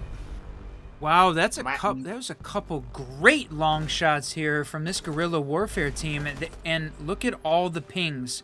Red pings, yellow pings, all over the place, and we talked about all of the drones that were attacking Azami as she was playing upstairs. This intel meta of Siege we're in, alive and well in this map, and right now Guerrilla Warfare was doing a better job of managing it than F5. That puts them on match point. Yeah, absolutely. Okay, if you've heard that sound before, it's a match point scenario. Got to be perfect for 2 here for F5. I think they could do it. I think it's a possibility. 100%. We just saw them go 7-1 on Oregon on the map before this, so they've certainly got the ability to drop multiple rounds in a row, as well as finding 2 in a row several times here on this map, or at least twice. Their 4 rounds here was a pair of doubles, so they certainly have got the ability. The question is, do they have it right now when it counts? Guerrilla wants to close this one off right now, so that way they don't have to go to a 15-map double OT like we saw on Clubhouse. Yeah, and I don't know. I question the call of going down to the basement here. A little bit of a tough pick. I mean, it's defendable for sure. But there's just so many avenues of attack, right? You have the main stair, you've got blue, garage, trench, opening up the floor, the potential for the ram to catch you slipping from above. It's a bit of a tough sight here to try and hold, especially on a match point scenario. Especially, we saw the F5 esports team on attack win downstairs, I think twice. So if history repeats itself, yeah, this is definitely a site that is winnable by the attacking team. I agree. Questionable call, but again, they're the pros. They're the comp players who are ready for this, and let's see if they can prove us wrong. I guess that's the truth. We talk about it, we can't be about it. Speaking of talking about it, I mean, like we said, we're going on 7 hours of competitive Siege at this point, and no, not a... Oh, no. Yeah, it's past time, unfortunately, for that DC. Not going to get taken off the board, and this is looking like this might be setting in the favor of Guerrilla Warfare. Now into a 5v3, the unfortunate DC is Stealth going to get taken off the board, and now it's easy trade game here for the attack team into a 5v2. Minute 30 left on the board. It's going to be Ram to take a little bit of damage. Oh! Jaeger to find himself taken off the board, and just like that, it's all whiskey on the shoulders of Demon on this match point scenario. That have to ace to pull this one off. That absolutely could not have come at a worse time for this F5 team. Unbelievable Siege timing. Oh, wow, sad. 1 minute into the round, he drops. That is unfortunate and feels like a bit of a letdown there for the players. Certainly not if you're a Guerrilla Warfare fan, but you hate to win on a technicality like that. Everyone wants to do it I want to call it the old-fashioned way, but when you've got a team at full strength. So what we're going to do, though, is that's the map Chalet, done and dusted, 7-4. And we're going to get ourselves set up for the next map, which is KAFE, my friend. Oh, let's go. That's a fun map to get into. I can't wait for it. So as we get the lobby set up, sit back, relax, because when we come back, it's going to be map number 4. Ayo. Let's go.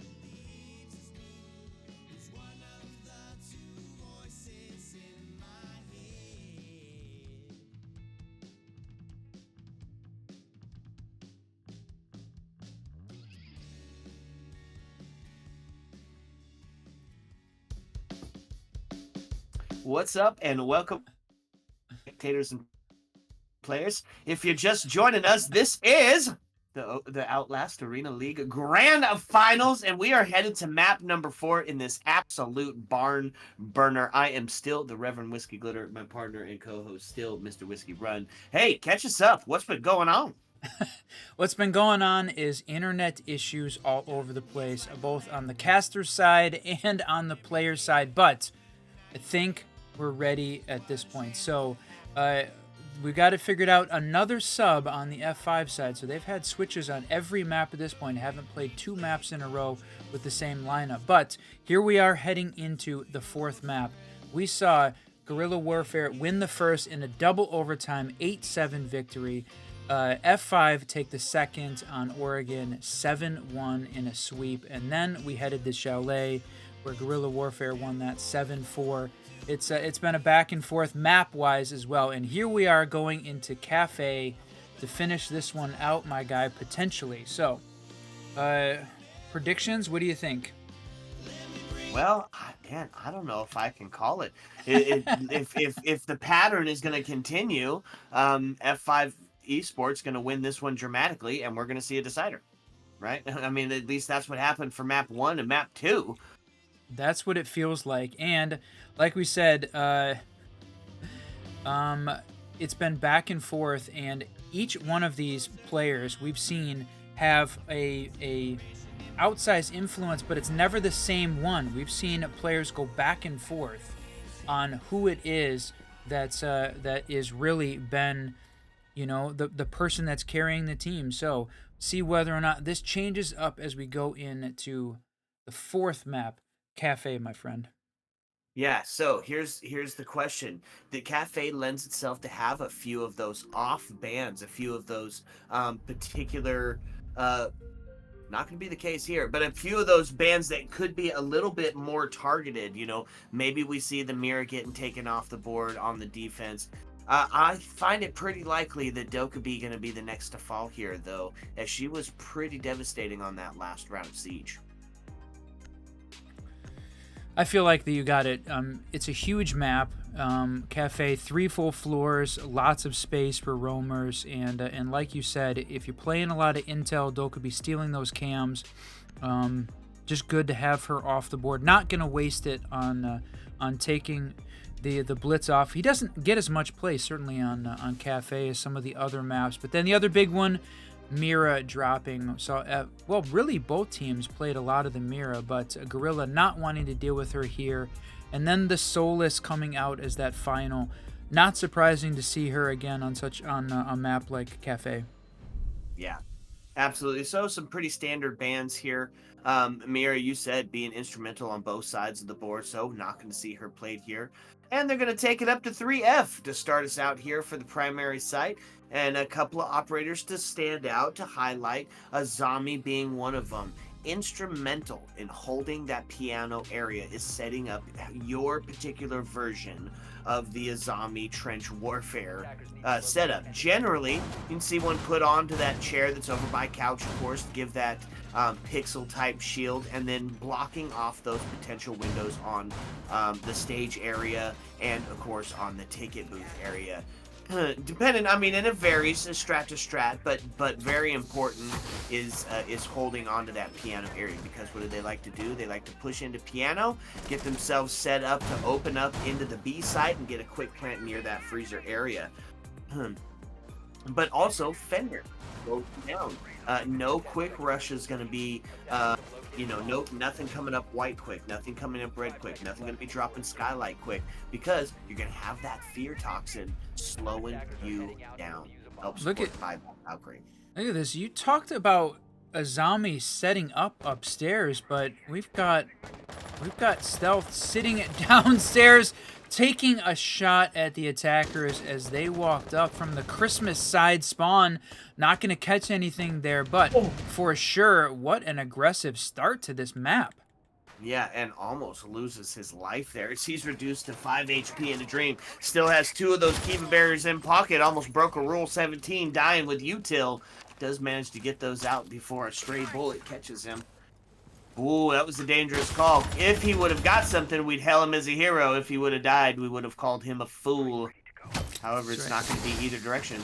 Especially with not finishing the setup here. And what an unfortunate turn of events.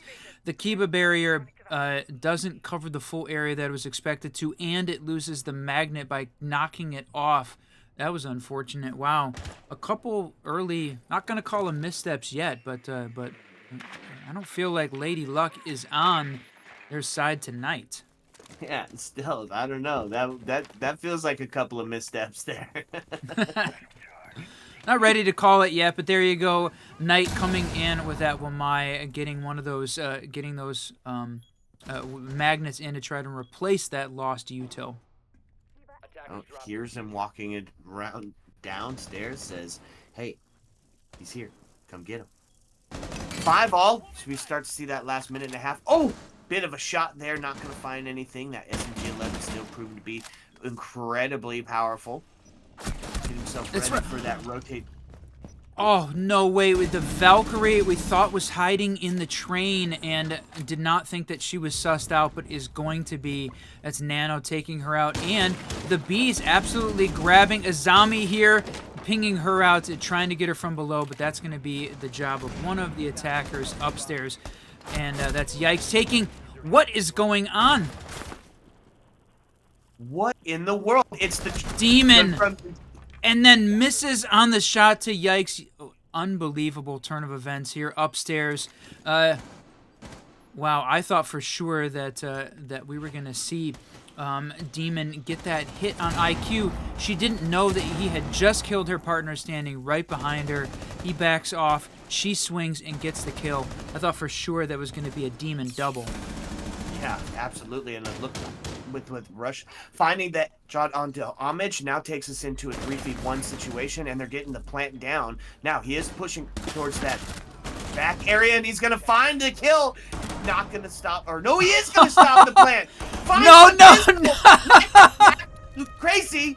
Oh, sheesh! Pistol popping, body dropping. Knight grabs a 3, killing the planter, and then a double pistol at the end to take them out. What a shot there. F5 making a bit of a statement along with some missteps at the beginning of the round. It's a team that is apparently good at overcoming adversity, my friend. No kidding, right? Beat the odds, brought it back, and now find a dub in their side of the corner to start us off. Now, this is KAFE. This is a defender-sided map, right? So we're going to see quite a few of those go in the favor of the defense before these names. Attackers have discovered the location of the bomb. We may have lost Whiskey again. Whiskey Glitter, that is, because you're having some internet problems. So if you're there, my friend, hopefully you got a restart in place or Mother Nature cooperating. And the interesting thing here, we're seeing Timid, the Blitz player, bringing out the Clash for this first floor defense of KAFE, along with the Echo of Stealth. It's an interesting lineup for sure. Demon bringing out the castle, and not very much utility stacked up upstairs. Most of it concentrated downstairs, but some interesting setup and holds. Going to see Homage running his way up. Knight holding on to this shield down at the bottom of White, covering it along with an ADS in place.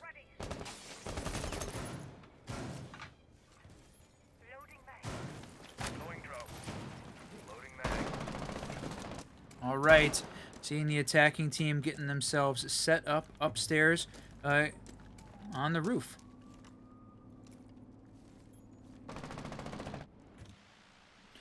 Echo trying to get those drones in position. We've seen them deny a plant. We've also seen a misstep that allowed a plant even in the pros. So the Echo drone's definitely not a guarantee by any means, but both of these castles set up great locations for this attacking team. And look at that, swinging up the brown stairs, pinging out Jackal to making his way into mining.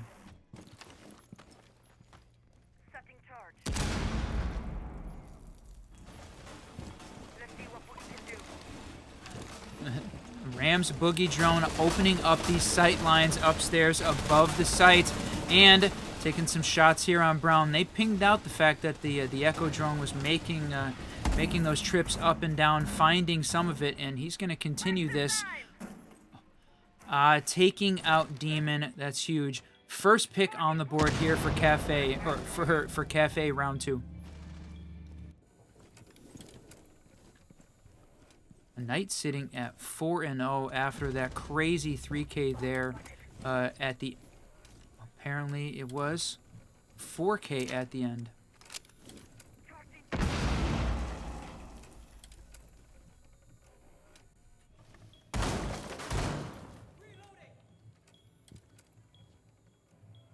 Clash continuing to play here, holding the spot, bottom white, but we're seeing the attackers get themselves set up, opening these sight lines, finding some locations to push in.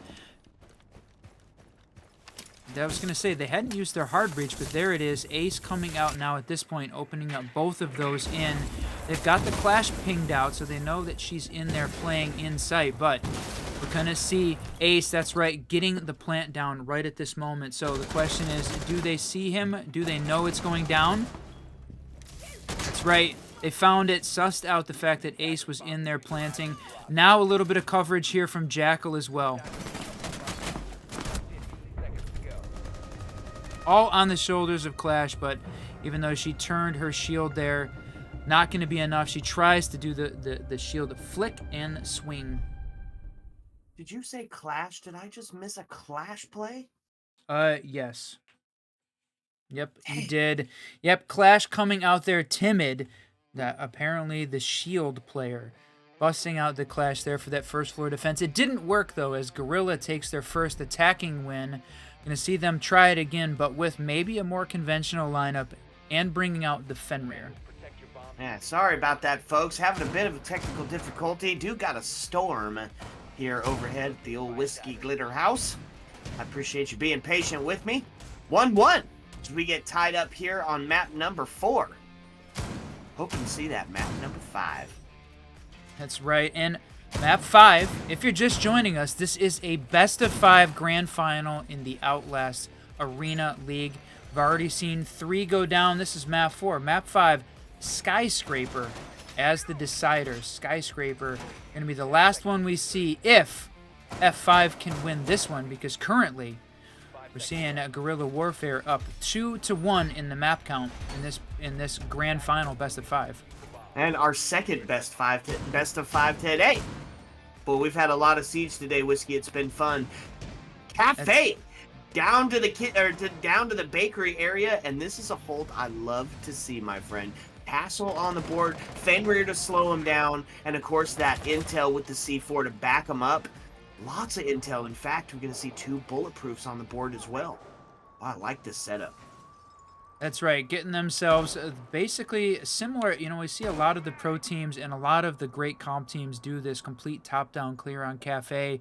It's a square, so lots of places for the defense to be hiding. Plus, you want to find those locations that have some vertical control, it being such an important part of playing KAFE. So it's exactly what we're seeing this attacking team do. Top-down clear as they're trying to suss out all of these defenders. Yeah, and you have to, because even though it is a giant square, right, and it is 3 floors, that flank can be on you in mere moments. That's why we see the Jackal being brought out here, is his ability to suss out if there's been a roamer in this area with just a quick flick of his gadget. Huge. We got some pings going out, and they're going to try to suss out where the heck this Valkyrie was sitting at. Look at all these drones. We talked about the fact that that Guerrilla Warfare, I think, was winning the intel war on Chalet from a drone perspective. They were everywhere and really giving that team a ton of intel. It didn't feel like we saw the same out of F5.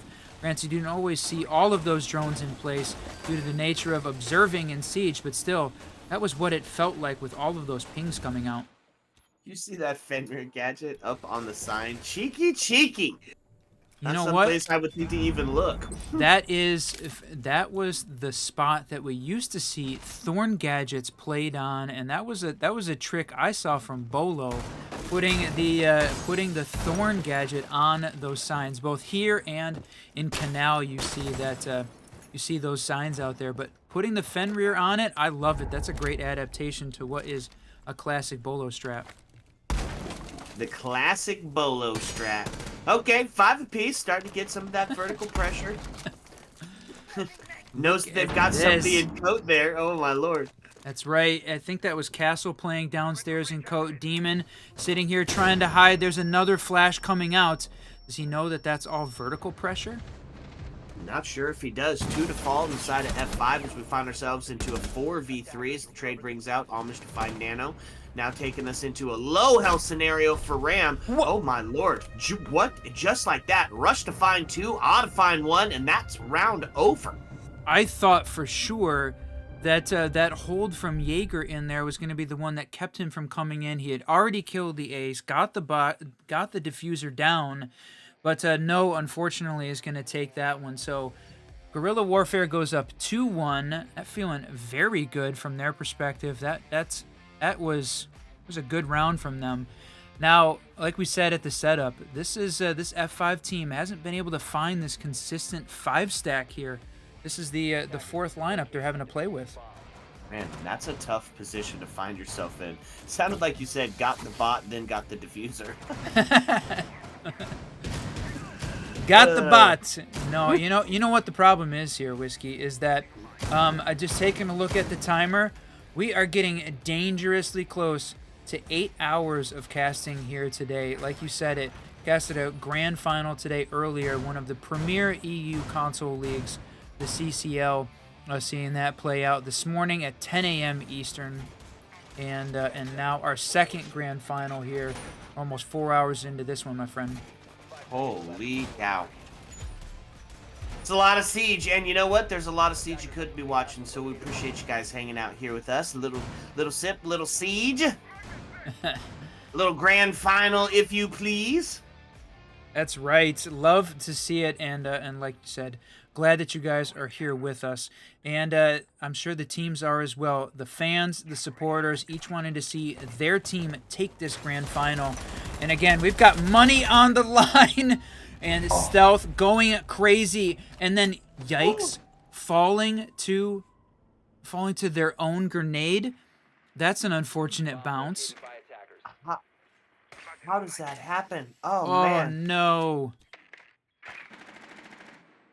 Absolutely tough. Yeah. Okay, so find yourself in a 4v3 now. Man, that's tough. The grenade, I've done that before. In fact, I did that on the test server at the Atlanta Major in front of Ozone.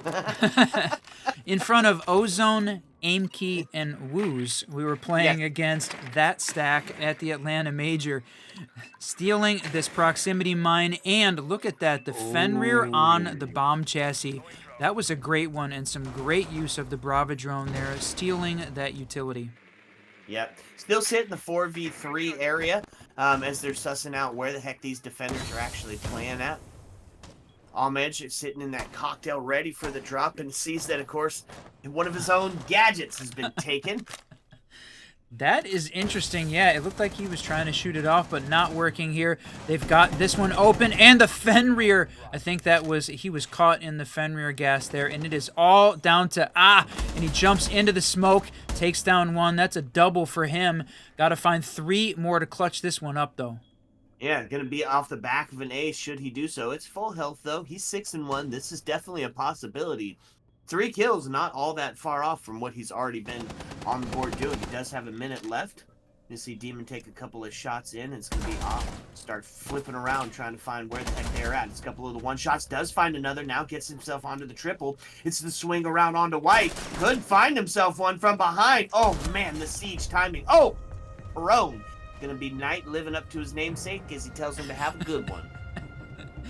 Good night, indeed. No, that's from the caster saying that one. Round 5, Guerrilla Warfare F5.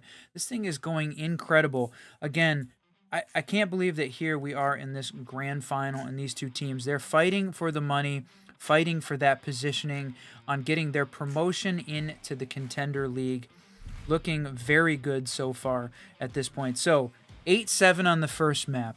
And then F5 winning 7-1 on the second. Guerrilla Warfare taking Chalet 7-4. So they're up 2-1 at this point. Anybody's game at this point. We're literally tied up 2-2 as we head into round 5. Yeah, this has the potential to see the 3-3 scoreline here, even on a defensive-sided map. This is an interesting take. We're going to see down into that reading fireplace hold. Bring the castle along, and the pulse. I think that is a very fun op. They're going to be forced to take that verticality, right? It's going to be one of the main missions. Why you see Rush bringing out the ram with that boogie woogie to open up that floor. Boy, but pulse is a perfect pick. Try and shut that down, especially if the castle is in place and able to funnel exactly where these attackers are allowed to go, which is keeping them on that soft breachable floor. I was wondering whether or not we were going to see, is he going to try the C4 through the floor? Or through the C4 through the hatch above is what I was thinking. And 8 hours of casting will do that to you, my friend. Yeah, that's right. Yeah, that's right. Potentially. He's in that position. He looks like that's exactly what he's doing. There it is. One opened up. Now, is she going to go for the second? That C4 going to happen? No. He's waiting. He's waiting. Oh, he gets the bead on him. He knows they're going to be dropping red any moment here. They get the drone on him, and so he does get sussed out, but he's got the shotty in hand. He's ready to do some of that close quarter combat we talked about. There's more drone work coming out. Twitch drone off the board. Second one's going to be trying to be utilized. Boom! Double. Jeez. Timid ripping both of the Twitch drones off the board. Her utility gone, done, and dusted. And that's unfortunate because generally that's an important part of the attacker's setup, is using it to clear out some of this utility. They've got the IQ pinging out where those gadgets are, but now they can't take care of them from a distance. They're going to have to get up close and personal with them. Yep, and Timid going to be the first to lose their life as he greets death like an old friend, now taking body balance in favor of Guerrilla Warfare. In a 5v4 scenarios, just hitting that minute-and-a-half mark. They are getting some of that top floor control established. We talked about the fact that Guerrilla Warfare, the drones are just everywhere. Clearing out a couple of those, the Twitch drones was a really important piece of this this defender save here. But now they've got themselves set up, holding some of this red stare and some of this mining and potentially train control, trying to get a hold of right now. Ram drones just making quick work of the floor above sight. As they start to open up into fireplace, getting themselves established to get a plant. I mean, this is a bunch of off-site play here. We could see. Look at that drop. Oh, some siege timing coming out. Looked like it looked like we were gonna see a kill there as the defender dropped another set. Man, they are just getting so close to these. There's some literal bullets being dodged like crazy at this point, and that is diffuser down. They looked like you were about to say, getting themselves set up for a plant in A. Now she's picked up the diffuser, so that option returns. But we've got just going to be 10 seconds left. Oh.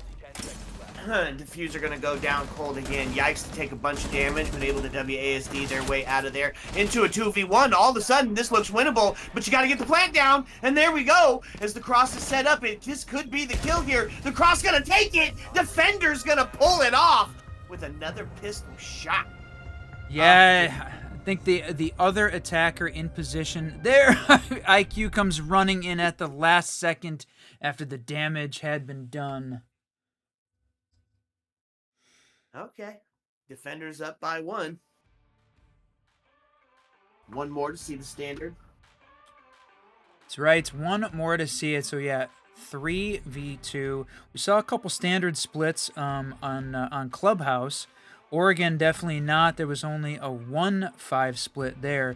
And then Chalet was a 3-3. So we've sort of been all over the board with this one. Back and forth between these two teams. The only time we've really seen any one team be completely dominant was on Oregon. Other than that, this has been a lot of back and forth. And right now, we're not really seeing either team control the pace of the game. It's definitely feeling very back and forth at this point. Yeah, I'd agree with you, and that's exactly what you want. That's the magic of the grand finals. That's Outlast Arena League bringing full force some really high tier caliber players. I love it. It's exactly what we wanted, and we are so close to being able to see the decider map. I can almost taste it. Attackers are heading out to the Last round of the half here on map number 4. Before we get to that op swap arena, it's going to be back down to that bakery area. We're going to see Castle extending all over the first floor, and Knight onto the Warden pit to hold on to White. Knight to hold White. A Knight to hold White. And speaking of Knight, again, we talked about the fact that these players were trading off, really, who was the standout player, right? We saw Timid go crazy on Chalet. We saw Rush go nuts on Clubhouse. And, you know, Knight is having an incredible night here on KAFE. So it's not one individual player that's carrying either of these teams. Everybody has got the opportunity at any point in time to pop off in the game of Rainbow Six Siege. Yeah, and on the other side of it, putting himself at that 8-3, so a bit of a back and forth here between these two players. Knight versus Knight. Oh, it is going to be a night to remember for sure. We're going to find out who is winning the Outlast Arena Grand Final here, potentially on this map. We're getting close, Whiskey. Yep, we sure are. That's going to be stealth to find the first kills. That sniper shotty going to ring out and claim the life of the aforementioned You had to put a win condition down, taking down the top frag, an important piece of it, and that's the buck as well, stopping some of this this control. And now this is interesting. This is angle you'd see the defense hold a lot of the time down into prep there, but this is the attackers holding it, and that's Timid using that C4, taking Crayon off the board. Yeah, and Ram looking to hold that rotate. Oh, look at that. Mozzie creeping along the backside of Whiskey here, trying to see if he can get up and find himself a kill. Somebody around Brown. Potentially go for some of that vert that you know is going on. You can hear that Ram drone, and there's the... Okay, yikes. You trying to do it again here? Is that how it happened last time? No, they're trying to take the Kaid claw off, and it doesn't work. It is stuck on, so even though she was able to ping it, they couldn't get it, so that hatch is going to stay close, and we see this team rotating out. Not going to see Ace try and open that thing up. They're going to have to push down the stairs and rely on some of this other vertical control that's already open. Yeah, not a place you really want to find yourself, having to funnel through any sort of doorway or down the stairs, because it's going to put you into a close quarter situation where the swing or be swung mentality might just claim your life. Ooh! Speaking of, 7 seconds left as they start to ring out. The trade's going. It's a 3v2, a 3v1, and it's too little, it's too late. F5 going to claim the 4-2 split on the half. Yeah, an unfortunate flash there at the bottom of red into coat for both the defenders and the attackers. They were close. That could have been an engagement, but the flash, the full white, eating up time for both of those players. Okay, op swap time here on map number 4. 4-2. Love to see it, and love to see everybody that is joining us here for this grand final. Appreciate you all being here. This is getting close as we approach that 4-hour mark here in this best of 5 banger, my friend.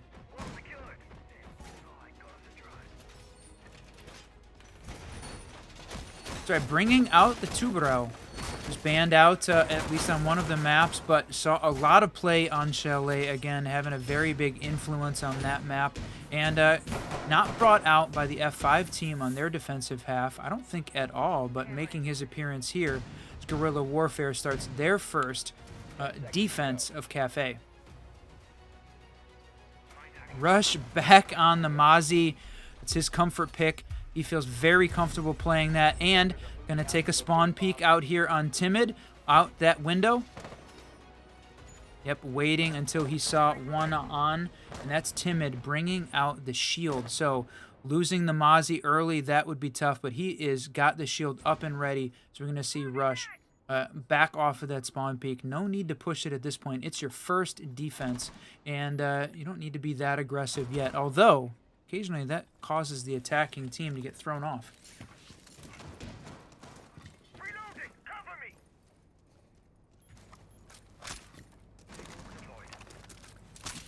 Mother Nature, a significant factor here in this Outlast Arena League Grand Final, as co-caster gone again for another round. Unfortunate here, but, you know, it does happen. At least we've got all 5 of the players in on both sides. We did have one DC unfortunate at the end of Chalet that may have played a part in it, so we want to keep all 10 of these players in and ready and falling only due to the skill of the other team and not due to Mother Nature or the internet provider.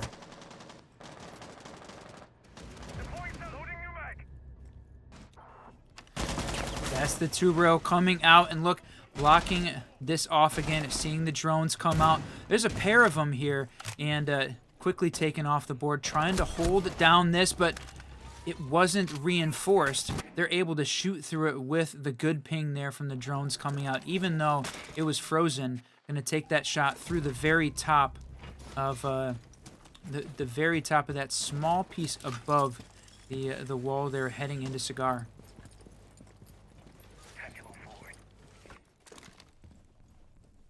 A couple of the operators playing down below here. The C4 operators, it got themselves in a rush. That's one.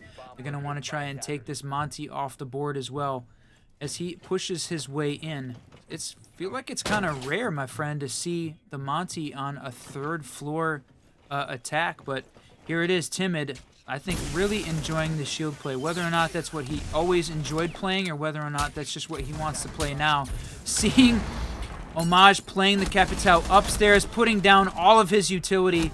Monty's going to fall. That's unfortunate. And Rush and Cream to find the last 2, one with the bailiff, one with the pistol.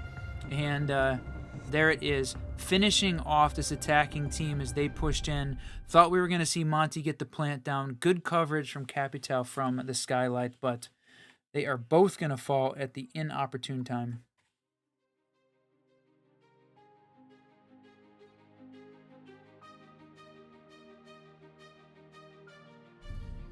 All right, we're going to keep it rolling.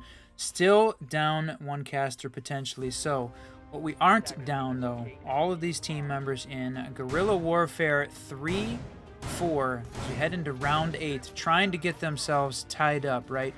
They want the money. They want the prestige of winning a grand final under their belt. F5 has been unstoppable at this point from a season perspective. They were undefeated in the regular season and in the playoffs for the Outlast Arena League here. So dropping this game would be their first and most pivotal, obviously. It's net them 2nd place in the Arena League. The top 4 teams getting to face the bottom 4 from the contenders for the promotion relegation matches.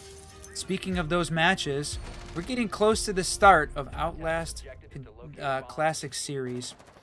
Season 4 getting ready to start here in February. We're going to see 2 rounds of qualifiers before that season starts. Both of these teams are certainly going to be a part of that. Yeah, absolutely. Rush going to find the first kill onto Demon as P10 Roni going to ring out on the spawn peak, claim the life of Demon, giving body balance over to Guerrilla Warfare. They seek to try to bring their scoreline up to equalized here. And hey, welcome back, my friend. Hey, thanks. So sorry about that. Terrible timing. Yeah, not much you can do when Mother Nature's involved. I mean, I seem to remember a time just recently where my whole freaking internet crashed, my friend, and the stream suffered as a result. So we appreciate you getting back. Not just you, but the viewers too. Thanks everybody for joining us. We are here. It is close. Everybody that's joined, we passed our 900th follower earlier today, on our way to that 1,000, and there is some exciting stuff coming when we hit that 1,000. We're going to be talking to you more about that at the end of the stream. Right now, 4-4. The footprints disappear there as Rush gets taken off the board, now equalizing up that score line. Got a minute and 38 left on the board. So they're starting to get some more control going down here. The chessman still being active, and he's gonna have some knowledge of Jackal pushing down these stairs here any moment as that F not gonna go off. Start to cloud his vision. Ram yet again just eating up this floor for free, Whiskey. Ooh! There we go. Finding one, looking to find itself a double. Puts us into a 4v3 situation, and F5 trying to stay ahead in that score line, and this is a good way to do it.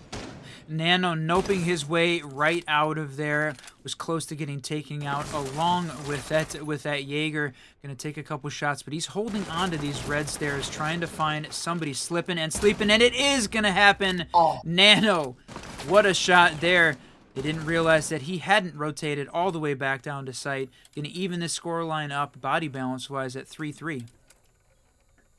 3-3 and 37 seconds left on the board, which means trade's going to start to ring out. It's going to be pushed towards Bakery, and we've seen Nano get himself right back inside of the action. Finds one, looking to come up and find a double C4 to ring out. Boom, No baby! way. Finds him for the triple. Now takes it into a 3v1. Oh, a 2v1. Shots ringing through. The F-Not gas doing its job here, but defender's going to take it. Stealth gets ripped off the board. Is that an equalized scoreline? It is, my friend. We see Guerrilla Warfare take their defensive round as we head into round 9. They won it, so now 4-4 as we head into it. That one, a great effort there from Nano. The double kill on the stairs plus the C4 at the end. Yeah, that's exactly what they needed to even this scoreline up. Now they head to the 2F, Fireplace Reading, and I'm wondering, I want to see that quick plant take on the corner of Reading. We haven't seen any team do that recently. No, yeah, a bit of an army of 5 specialty is. That's one of the only teams we really saw do it in the T3, T4 area. But yeah, you're right. Let's see the Blitz, the Finka, the Buck, the Lion, and busting in through Reading and quick planting on the door, kind of overcoming that verticality, if you will, especially if you've got some of those smokes going down. That would sure be a fun take. I don't think it's going to be the case here. No, they've got the castle in place, got the mute in place, trying to prevent that push in, and a lot of resources here committed upstairs. Reinforcements and operators here on the 3F, expecting the top-down clear. Yep, expecting it because it's necessary. You have to get that vertical control, and you have to dislodge those players that are holding up there because they're going to come down and flank you. They're going to shoot you through the floor. And part of your strat's relying on it, right? You got the Ram on the board. That's definitely what we're trying to go for here. That's right, and look at that drone stashed on the handrail, the stairs going up white, and Demon the first to fall from the Rush C4. All right, he's become more active here on the defensive side, feeling very comfortable with Mozzie and this loadout, bringing the C4s to the table. I mean, that's similar to his performance we saw on Clubhouse. Yeah, no kidding. And now you said it, man count's going to tip in favor of the defense here, and if I'm F5, I'm feeling a little bit shaky after that.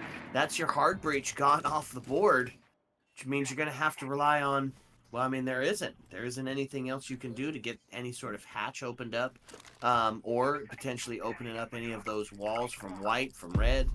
Gonna have to regroup back together and make another plan for a site direct take. Right, something that doesn't involve opening up those reinforcements. And like you said, it's a 2F site, so there's a chance that there's there's a lot of room to push in around. But if you have to do it on the stairs, right? Pengu says the stairs are the most dangerous way to traverse levels in Rainbow Six Siege. Got to get themselves situated on that floor and some vertical control. They've got just nades pretty much as their only form, not just hard breach, but also gadgets, any gadgets to try and try and open up any of the floor either. Both of those are tough.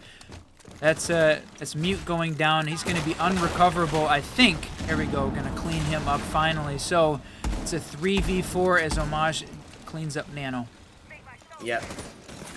Yeah, 4v3, 51 seconds. It's been like this all night, the back and forth, but more than the back and forth, the 20-second meta, the last second rush, the pause, the regroup, the redirect.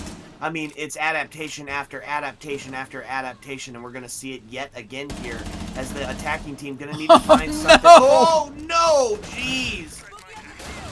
Hello? Wow, Stealth find the kill onto Yikes. And that's a huge play as Timid noped his way out of there. Quick jiggle peek gonna not amount to anything. What a shot there. One lost, and then the second jumps down. Stealth takes it down. That's the plant going down. A double kill from Cream. They're going to have to get off the plant. They're in that corner. He's going to take him down as well. It's all down to Rush. He's got the vertical control. Gets off it. Going to try the plant right now. He's going to see it. Yes, indeed. Oh my lord. Rush, who are you?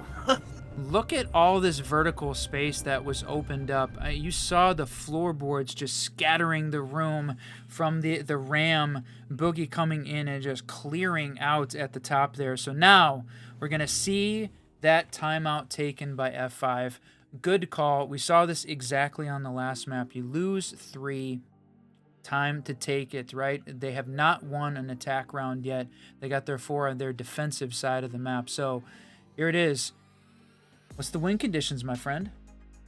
I think that big deal. And I know that he doesn't sit at the top of the kill board, but I think that the win condition here is you have got to take Rush out of the board. You got to take him off the game. He's just all over the place, and whether he's killing you or not, he's putting that pressure on. He's putting that ghost pressure on. He's making you think he's everywhere, and that P10 running is just absolutely screaming. So push together, isolate these roamers, and get yourself that body advantage, and then capitalize on it, right? Get that first one, and then rely on your trade game to get you the rest of the way through.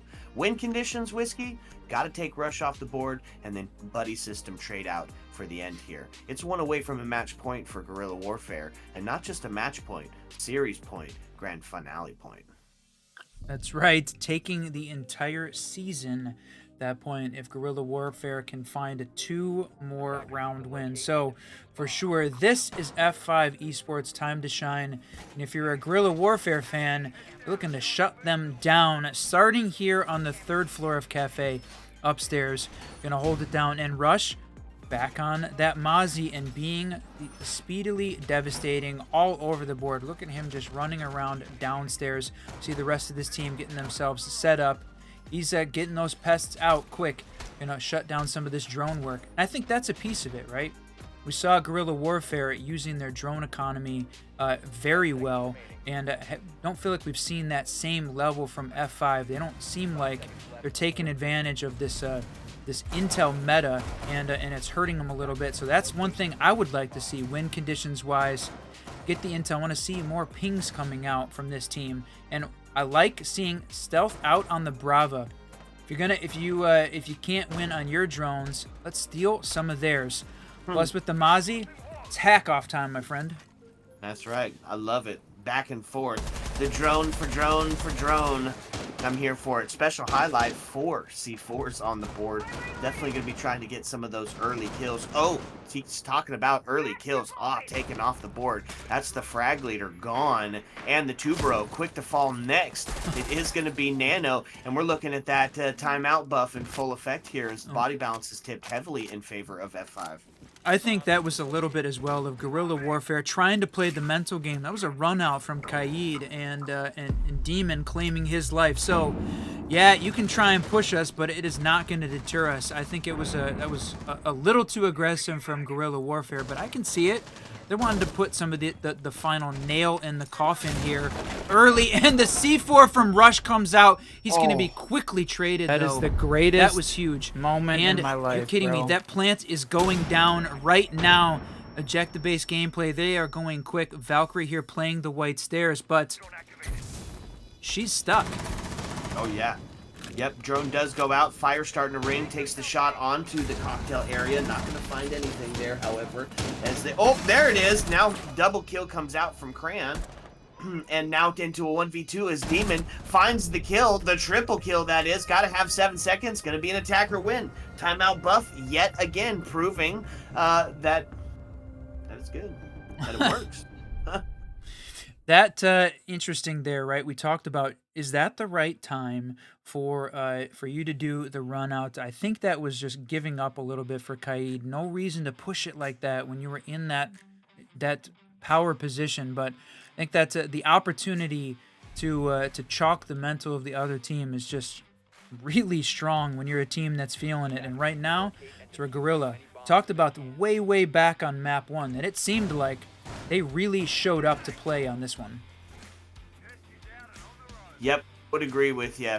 So, tie ourselves back up at 5-5. Going to head back down to the kitchen bakery site. As both teams are going to battle for a match point scenario here. Timid going to be bringing out that blitz, and it's a slew of op changes here on the attack side of it. Try to, for a little bit of maybe a quicker strategy, the blitz, the Capitao, the Nomad, maybe indicating there might be a bit of, maybe not a rush, but maybe a little bit of excitement early on. Gonna have to make it through those Fenrirs, though. Yikes on the board with the F not. Mine's gonna make it extremely difficult. And look at Rush. Standing on top of mining, waiting for potentially somebody here to rappel up. Looked like that's what he was looking for, but not gonna happen. Not gonna get one there from that position, but still playing downstairs, or upstairs rather, from that bomb site, but downstairs from a team that's gonna do a full top-down clear. Potentially, unless they get something going quick. I mean, they're kind of lining up at that bakery door like they might be about something here. 1, 2, 3, 4. Only one member actually going up top, as they're all starting to kind of take a look at maybe pushing in. So got a little bit of intel that maybe site might be a little bit freer than was expected, and you can see it there from the shadows, right? Lots of people playing off site. In fact, only one actually on site currently. IGL might be making the call that let's go straight forward. They've got to find a way to take down though, and they're going to open up this wall to put some pressure on him. Now he's playing in the back, but at 11, 8, and 3, the tied for frag leader here. They got to take him off the board before they push in. He's going to run in. Going to not get one. He is going to get one there. Finally taken down. That is huge, losing him. So you still have Timid on a fraction of health, but the shield is still in play, still viable. Demon, the hard breach, gone though. He's done. So now they're seeing they can make this push in. No Fenrir on that location. They got to deal with this. Warden though. Yeah, no kidding. Now into a 3v2. Got the smokes, got the fires. It's going to get themselves set up for the execute. Get some drones onto the Warden, who's going to put his special little glasses on to see through that smoke. And it's going to be Blitz going down for the back plant. Now into a 3v2. Rush finding another one. Oh my lord, Rush just unstoppable. 13 and 7. Now all resting on the shoulders of Knight. And it's a low health versus full health scenario. Crayon gonna claim the last. Good night tonight there on the pixel peak there from playing in the doorway. Oh, wow, this is it. We have finally hit it for the first time tonight. This is it, the true match point, map point, season point, my friend. The grand final point here. Guerrilla Warfare is up 2 maps to 1. We're in the 4th map. If they take this one, it is over. They send F5 packing with the 2nd place finish in the Outlast Arena League. 1st place going to them. So F5 has got to win right now to force OT. And then they've got to win out in overtime in order to force that final map here, which is going to be Sky. That's what we want to see tonight. Skyscraper. If you're a Guerrilla War fan, though, want it to stop right here, right now. Boy, you said it and it just rolled off the tongue so nicely. Season point on the line currently. What an epic statement. Oh, I am so excited. This is it. F5 Esports got to be perfect for just one to send it to OT. Just one round stands between them and the proverbial bus ride, the sad bus ride home. It's a 3F site hold, a classic map, a classic site, and a classic hold. No Azami on the board to help set up in that trench warfare, but we are going to be C4 City. You saw the light up once before, and you saw the C4s get active, and here it is. Rush, individual heroics. Well, I guess kind of teamed up with trying to get active and find him one early. Oh, I can't believe it. And I know we've said it before, we're going to say it again. There's a lot of Siege you could be watching, but we're glad you are here with us, both in person and subscription and follow, as we watch this Outlast Arena League Grand Final. And we are more than 8 hours in of casting, my friend, Grand Finals today. So this is it. We're getting close, and Knight's going to be the first, and that was one of the win conditions. Take Rush off the board. Good night. Ooh, and then Nano to find one. We're looking at like we might get some OT here. It's a 5v3. It's, unfortunate. Knight does go down. He does find a kill, but does get himself downed. Maybe recoverable potentially here as they back up towards the safety of reading room here. No, he's going to push it and try and get...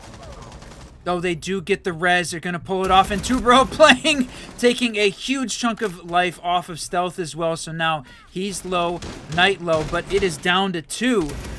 And yikes. The last 2 left alive. We're looking very much like we're going to see overtime here, but going to take down Demon. I said it. We caster cursed him right off the board. There's still 2, and the plant is going down. This is what the F5 esports team needed right now. Yep. Oh, does a ton of damage. Low health, full health. It's all on the shoulders of as he's got to do nothing. He's going to die before 17. And that's going to be OT here on map number 4. F5 not ready to give it up. They said, no, we're going to run 2 more at the very least. Oh, we take it to OT here on the second map tonight. We're getting to see OT. Saw OT on Clubhouse, the very first one, and that one went all 15 rounds. Whew. Okay, so now, here it is. Overtime. Guerrilla Warfare is still a chance, but now F5 has got a little less pressure off him. Can take a little bit of a break here, and... this, luckily here, Guerrilla Warfare on defense for OT. I think that's a bit of a buff. Definitely was going to say with them 1 round away on defense on KAFE was looking very good for them, but F5 coming up with the win there when they needed it. Yeah, they sure did, man. That's the magic of the playoffs, baby. Or I guess not the playoffs. That's the magic of the grand finale. Anything can happen at any moment. Turn up, turn out, and that's exactly what we're watching here. Okay, first round of OT. It is going to see Guerrilla Warfare on defense. It's going to put F5 a little bit on the back foot, right? So you got to attack its kitchen bakery area.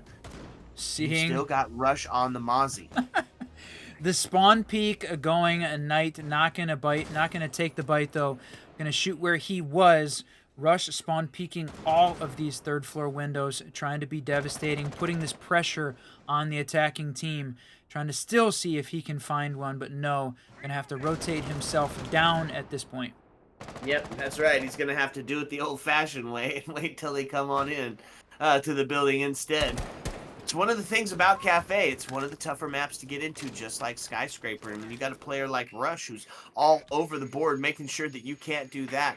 Boy, it starts to get mental chalking here. And speaking of mental chalk, I mean, this is a ton of Siege, right? It's the dry runs, it's the early morning theories, it's the scrims. I mean, these folks have been playing a lot of Siege outside of just this best of 5 that we're in right now. So start to get a little bit of that fatigue in this marathon. And once that starts to kick in, that's where those simple mistakes can kick in and really cost you really decisive rounds. That's right. When you start to lose that mental, that's the dangerous part. And I'm not sure we're there yet, but we could potentially be close. We haven't seen a ton of like just outright War and Copper kind of mistakes, but there's been a few where you look at it and I think they're going to look back at that VOD and say, that wasn't what we wanted to have happen tonight. Yeah, or in the words of the famous theologian, Mr. Whisper, that did not work out the way I wanted it to. C4 going to claim, no, ring out, but not claim anybody's life there. They are able to WASD their way to some safety. Still sitting 5-all as this last minute of the first round of overtime starting to count down. Here we go. A minute left. Again, we're tied up 6-6 in OT, and this is the grand final map if Guerrilla Warfare wins it. So F5 trying to push it to that last one, trying to send it to Sky to keep it going. Try to send it to Sky, and has found ourselves in a bit of a hurry up and wait hold pattern here. It's 44 seconds. We're 5-all. This trade is going to be insane. The attack team really trying to make sure that they are all set up to collapse onto the site at the exact same time. Smoke's starting to go out. It is Amish to find himself taken off the board. Is Crayon going to find it? His body bounce tipped in favor of Guerrilla Warfare's. Now they find themselves down 2 in the man count, but it's the plant going down. Triple kill by Crayon. He's looking to try to ace it. Nano to push himself around onto the B chassis, and he is going to find one all on the shoulders of Demon, but it's going to be potentially a too little too late scenario, and it is.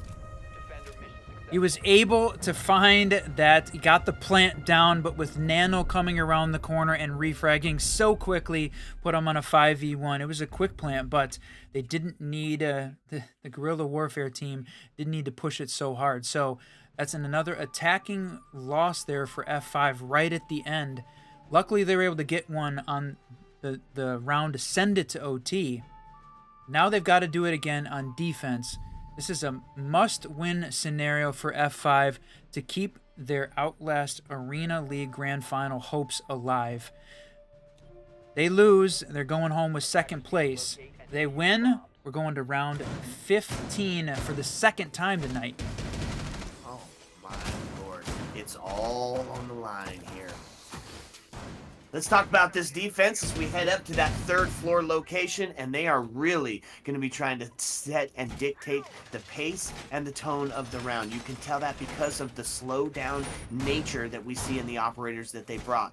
Castle, Azami, Fenrir, deny that intel with mute, stop that smoke potential quick plant or execute with the warden on the board. This is a good defense for F5 if they hope to have a chance here.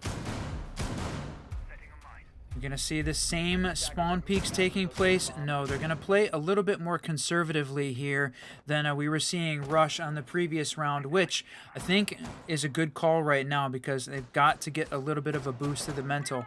They need this win, well, I mean, in order to keep this thing going, but also give them the confidence going forward.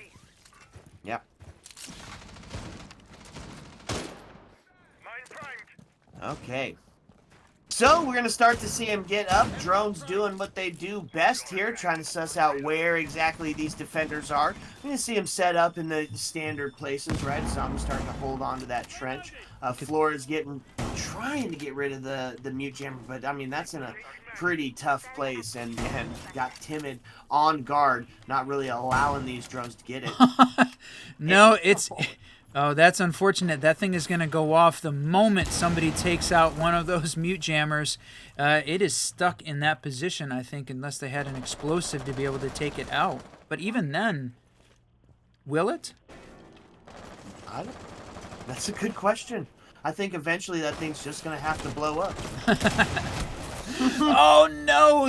As the Kiba barrier goes up at the last second. Wall, it's in the air. And there's a double from Cream, but the run out at the bottom from Homage, that's exactly what they needed to keep this alive. It's a 3-3. That was a huge pick, though, from the window, taking out the mute of Timid, and Stealth, unfortunately, falling before that Kiba went up. That was while it was in the air. Yeah, that was some siege timing, too. Yeah, absolutely. Now, they start to open up red, gain some access into that ticket area so they can put some pressure onto Pixel, but they still have the mute over there as well. And sussing out all of this intel. I mean, it's Drone City here by this attack team, and they have been doing it all night long. Still have to put pressure on this Pixel. Still got somebody sitting in that bathroom, so it's going to be double trouble as they might try to rotate around the backside. That's right, continuing to try and push this, but I don't know that they've got any of the utility to be able to take down this shield at Pixel, so it's going to stay up for now. Demon holding some angles. Homage playing in that bathroom, and Knight continuing to hold. They know they've got a couple attackers over on that side of the map. 30 seconds left, Whiskey. This is the difference between going home and staying on for one more. It is playing out in the defense's favor here, and it's going to be, it's going to be them rotating around onto that white stair. Going to try to put some pressure in from the backside. 15 seconds, going to try to catch somebody on the rotate. Going to have something happen, but it's not going to go in the favor of Guerrilla Warfare as it's now down into a 1v3. 5 seconds left, and it's double OT, baby, for map number 4. All the glory. I can't. I Sheesh. think this is the first time. You talk about it all the time. You talk about how you want to see the overtime match point in order to decide the winner, because that means we've had two teams playing at the absolute top of their game reaching this point. But it's rare that we actually see it, and it's even more rare that we've seen it on 2 of the 4 maps played tonight. Both of these teams really showed up tonight. They've had their ups and their downs, certainly, but it feels like when they absolutely have to, they're both showing up. Yeah. Yep, they are. Okay, folks. Round 15. Last one on the line for map number 4. It is either going to be over or it is on to the decider right this second. Let's talk about the defense. Going intel crazy here. Both the Mozzie and the Valkyrie out. Denial with the mute. A little bit of the cheese op here is the Legion going to be in. Also going for some of that slowdown, some of that sound cue, some of that potential for C4. We saw that a couple of times last night where the Legion goo would be up top, and as soon as it gets hit, it's a C4 underneath to claim their life. Lots of combo moves to be had out of this defensive lineup. What about attack? How do you feel? Is F5 set up to take this round? Good question. So we saw Timid be very devastating with the ops on the shield ops, but he hasn't been bringing them out here on this map, and not going to do it here either. Going to bring out the Flores. So we saw this attacking team be very, very cautious as they approach the map. No one wanting to get spawn peeked here, because we know we've seen that from Rush. Rush is at 14-9-2 and having a great game. Is this the lineup they need? It's interesting that they bring out Knight, is playing out the Ram. She's an important part of a vertical attack, and I think good choice here, especially because he's sitting at 15-9 as well. Sheesh. 15-9. Couple of clear frag leaders on the board. That's the only player in double digits on the attack side of it. On the defense, however, 1, 2, 3 players hitting that double digit mark, 2 of them being 14. It has just been an absolute frag fest here. Those are some important Twitch shots. Finally, we're seeing the F5 Esports team take out some of this defender utility. We're seeing the IQ ping it all out, and Twitch being successful this time around at clearing it. Mozzie playing back here in the corner. They've got to find a way to get him off the board. He's got this the barricade that he's playing behind, and look at that, gonna see IQ jump in. Is this gonna be the shot on her life? I don't know if they know that he's here playing in the corner in train. Well, they gotta have some sort of clue that he somebody... shoots the C4 stealth. Lord, wow, what a freaking shot! Aim Lab pays off. Is Stealth able to get that C4 off the board, preserve his life to be able to fight again? And with IQ too, isn't that one of the training grounds?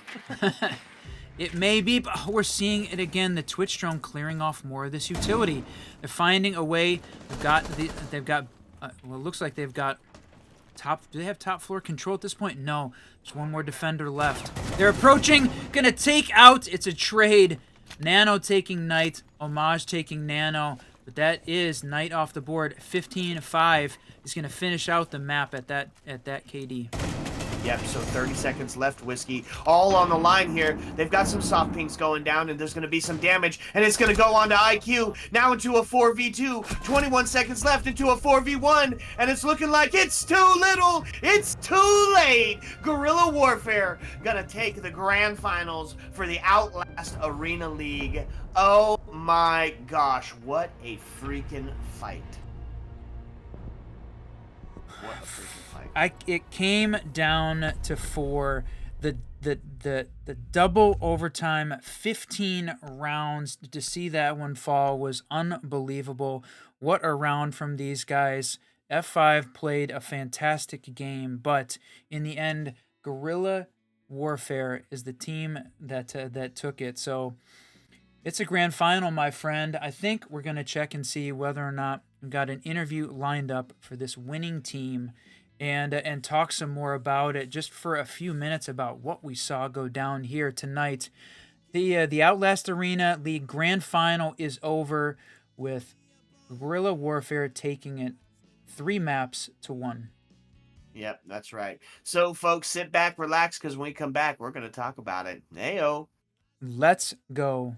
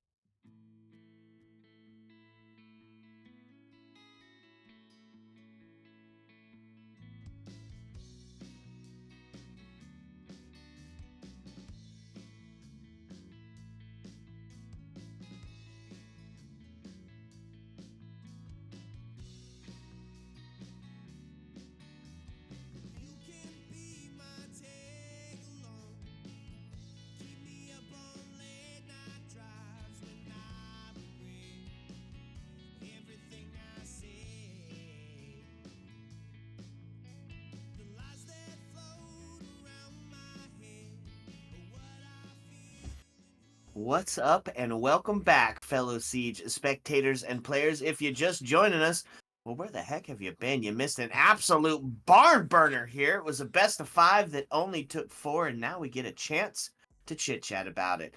I am still the Reverend Whiskey Glitter, and with me, as always, still my partner, my co host, Mr. Whiskey Run. Who do we bring along with us today? Brought along Nano, I think maybe one of the captains of this team, but we're going to let him tell us about it because they won this best of 5 versus F5 Esports, and very exciting there at the end, going double overtime, 15 rounds. So let's kick it off, my friend. Yeah, so congratulations on the victory, and welcome to the stream. How does it feel to secure the series within 4 games? Yeah, it was definitely a really fun series. There's a lot of close rounds, and some of the maps could have gone either way. It feels really good because this is the first league that my team is playing a part of, so it's nice to have our first league win, you know? Yeah. That's huge. So you're telling me that that this is the first time that this stack has had a chance to play together for a complete season? Yeah, we're a very casual team, and especially at the beginning, first half of this season for this league, we like didn't scrim at all. We didn't scrim at all for the entire of the season, but in the beginning we were kind of more relaxed, and then after we started winning games and realized, oh wait, we actually won playoffs or we're in playoffs, we started taking it a bit more seriously, like locking in for games, and then started winning from there. So, yeah. Wow. So the series seemed to end a little faster than expected. Did you guys anticipate such a dominant performance, or were there any unexpected challenges that you had to overcome to get here? Besides map number 2, of course. No, I had faith in my team. I know that I said that we don't scrim at all, but when it comes to series like best of threes and best of fives, we're really good at resetting, and the way that we play maps is very different for each one because we kind of just go with the flow. So it throws off teams that are kind of used to some of our rhythms. Like on some maps we're way slower, and some maps are really explosive. So that kind of tempo change really helps out with best of fives and series. Yeah, for sure. That seems like it would be a definite aid. And I alluded to this question at when we kicked it off. But so, who's doing the IGLing for your team and controls these sort of tempo changes that you're talking about?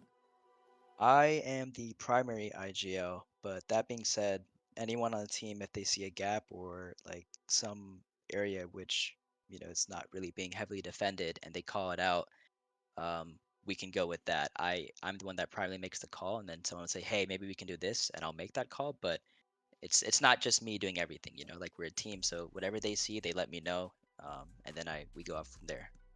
Hmm. Right on. So yeah, so got the IGL and then a bunch of shot callers, which I mean, obviously the communication was definitely there. You guys played an outstanding refrag game, but individual performances are crucial, right? Especially in this series. Who's the standout player on your team? Who's the MVP for your grand finals appearance? I mean, I think I got to give it for Rush. He was kind of the thorn in their side when he was roaming. He's our Mm-hmm. best solo roamer, and then also same with Ah. They're both like crazy good gunners. They're both their entries. We kind of just my job on the team is kind of easy. I just drone people in, let them know where enemies are. They just shoot them. So I don't really do a lot, but it's a lot of fun to see them just gunning people down. You know. I wondered whether or not we were going to see the Mozzie ban because of that individual effort that we saw from Rush on basically every map, right? Does he have another favorite operator that he plays if Mozzie wasn't available? Because I felt like that would have been a pretty big hit for him.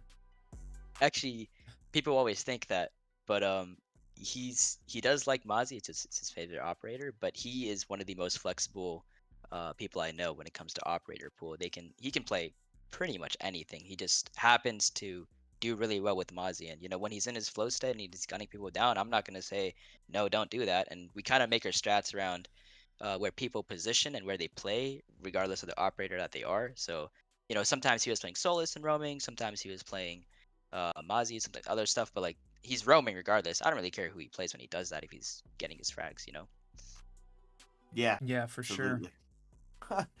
Crazy. Okay, so one of the questions that I love to ask, and it's kind of in honor of a European caster that I know and love very much, Caster Rhino, and he always asks if there's an operator that you could ban off the board forever, goodbye, sayonara, see you later, who is permanently gone, attack or defense? Well, right now, I don't like the newest operator because he makes my frames completely get destroyed.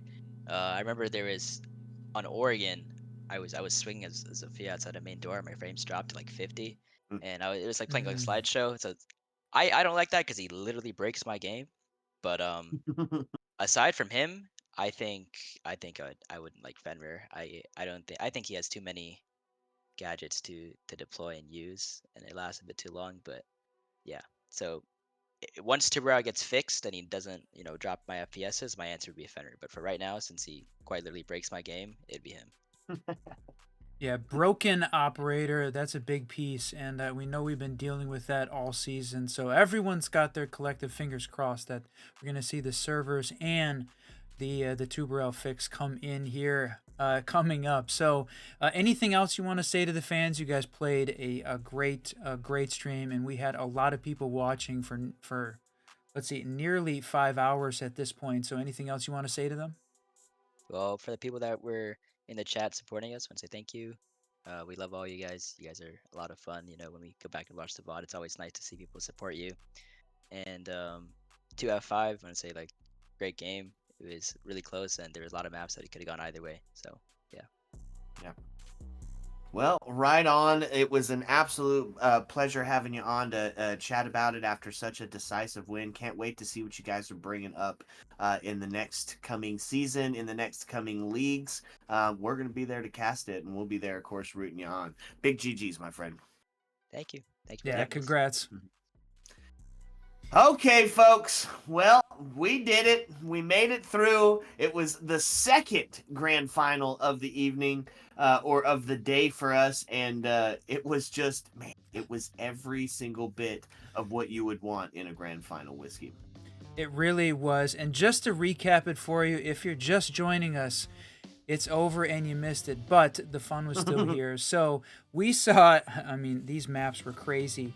We saw Clubhouse go 8-7, all 15 rounds, Guerrilla Warfare taking that, followed up by a dominant performance from F5 on Oregon, where they took it 7-1 in really a crushing blow there. We thought to Guerrilla Warfare's mental, but they came back 7-4, one on Chalet, and then the closing map tonight on KAFE, 8-7. Guerrilla Warfare takes it in double overtime again. So when it counted, they showed up winning those two maps, and just a big GG's to them, and for winning that. And congratulations also to F5 for making it this far and earning the second place in the league. And we're going to be seeing those relegation and promotion matches here coming up, because both of the teams earned a spot to try and fight for in Contender League. That's right. Okay, well, folks, a couple places you can find us. If you like us, if you love us, why don't you add us? Even if you hate us, we want to talk about it. It's all Siege. It's all the time, and we love arguing strats. We'll guess your rank on your clips. Just whatever you do, add us. Get amongst it. Get around it. Just want to say a huge shout out to OUTLAST for putting on this series and having us being along to cast it. It was an absolute blast. Thank you to you guys. There's a lot of Siege you could be watching. We appreciate you watching it here with us. Speaking of OUTLAST, we got to show the next season was announced, and I'm gonna flash it on the screen real quick here for a moment, because I want to see what you guys have available. We've got the OUTLAST Classic Series. Season 4 is on its way, and it's a 3-tier series we talked about. We just saw the Arena League finish up. The Contenders, that second level series, they've got a $500 prize pool, and then the OUTLAST Classic, those T2 teams fighting for $3,000. And if you win Contenders, you get the option to fight for your spot in the Classic Series. Those quals taking place on the first and the second weekends, second and third weekends in February. So OCS Season 4 is on its way. Everybody, those signups are open now to be a part of that and win some money, my friend. That's right. Big dubs big money, for all the ego, all the glory, as Tom J would say, get amongst it and get around it, my friends. We have unfortunately reached the end of the evening where we must bid you adieu. And so, folks, as the jukebox starts to play closing time and the lights have started to dim, as always, my friends, you don't have to go home. But you can't stay here. Heyo. Let's go.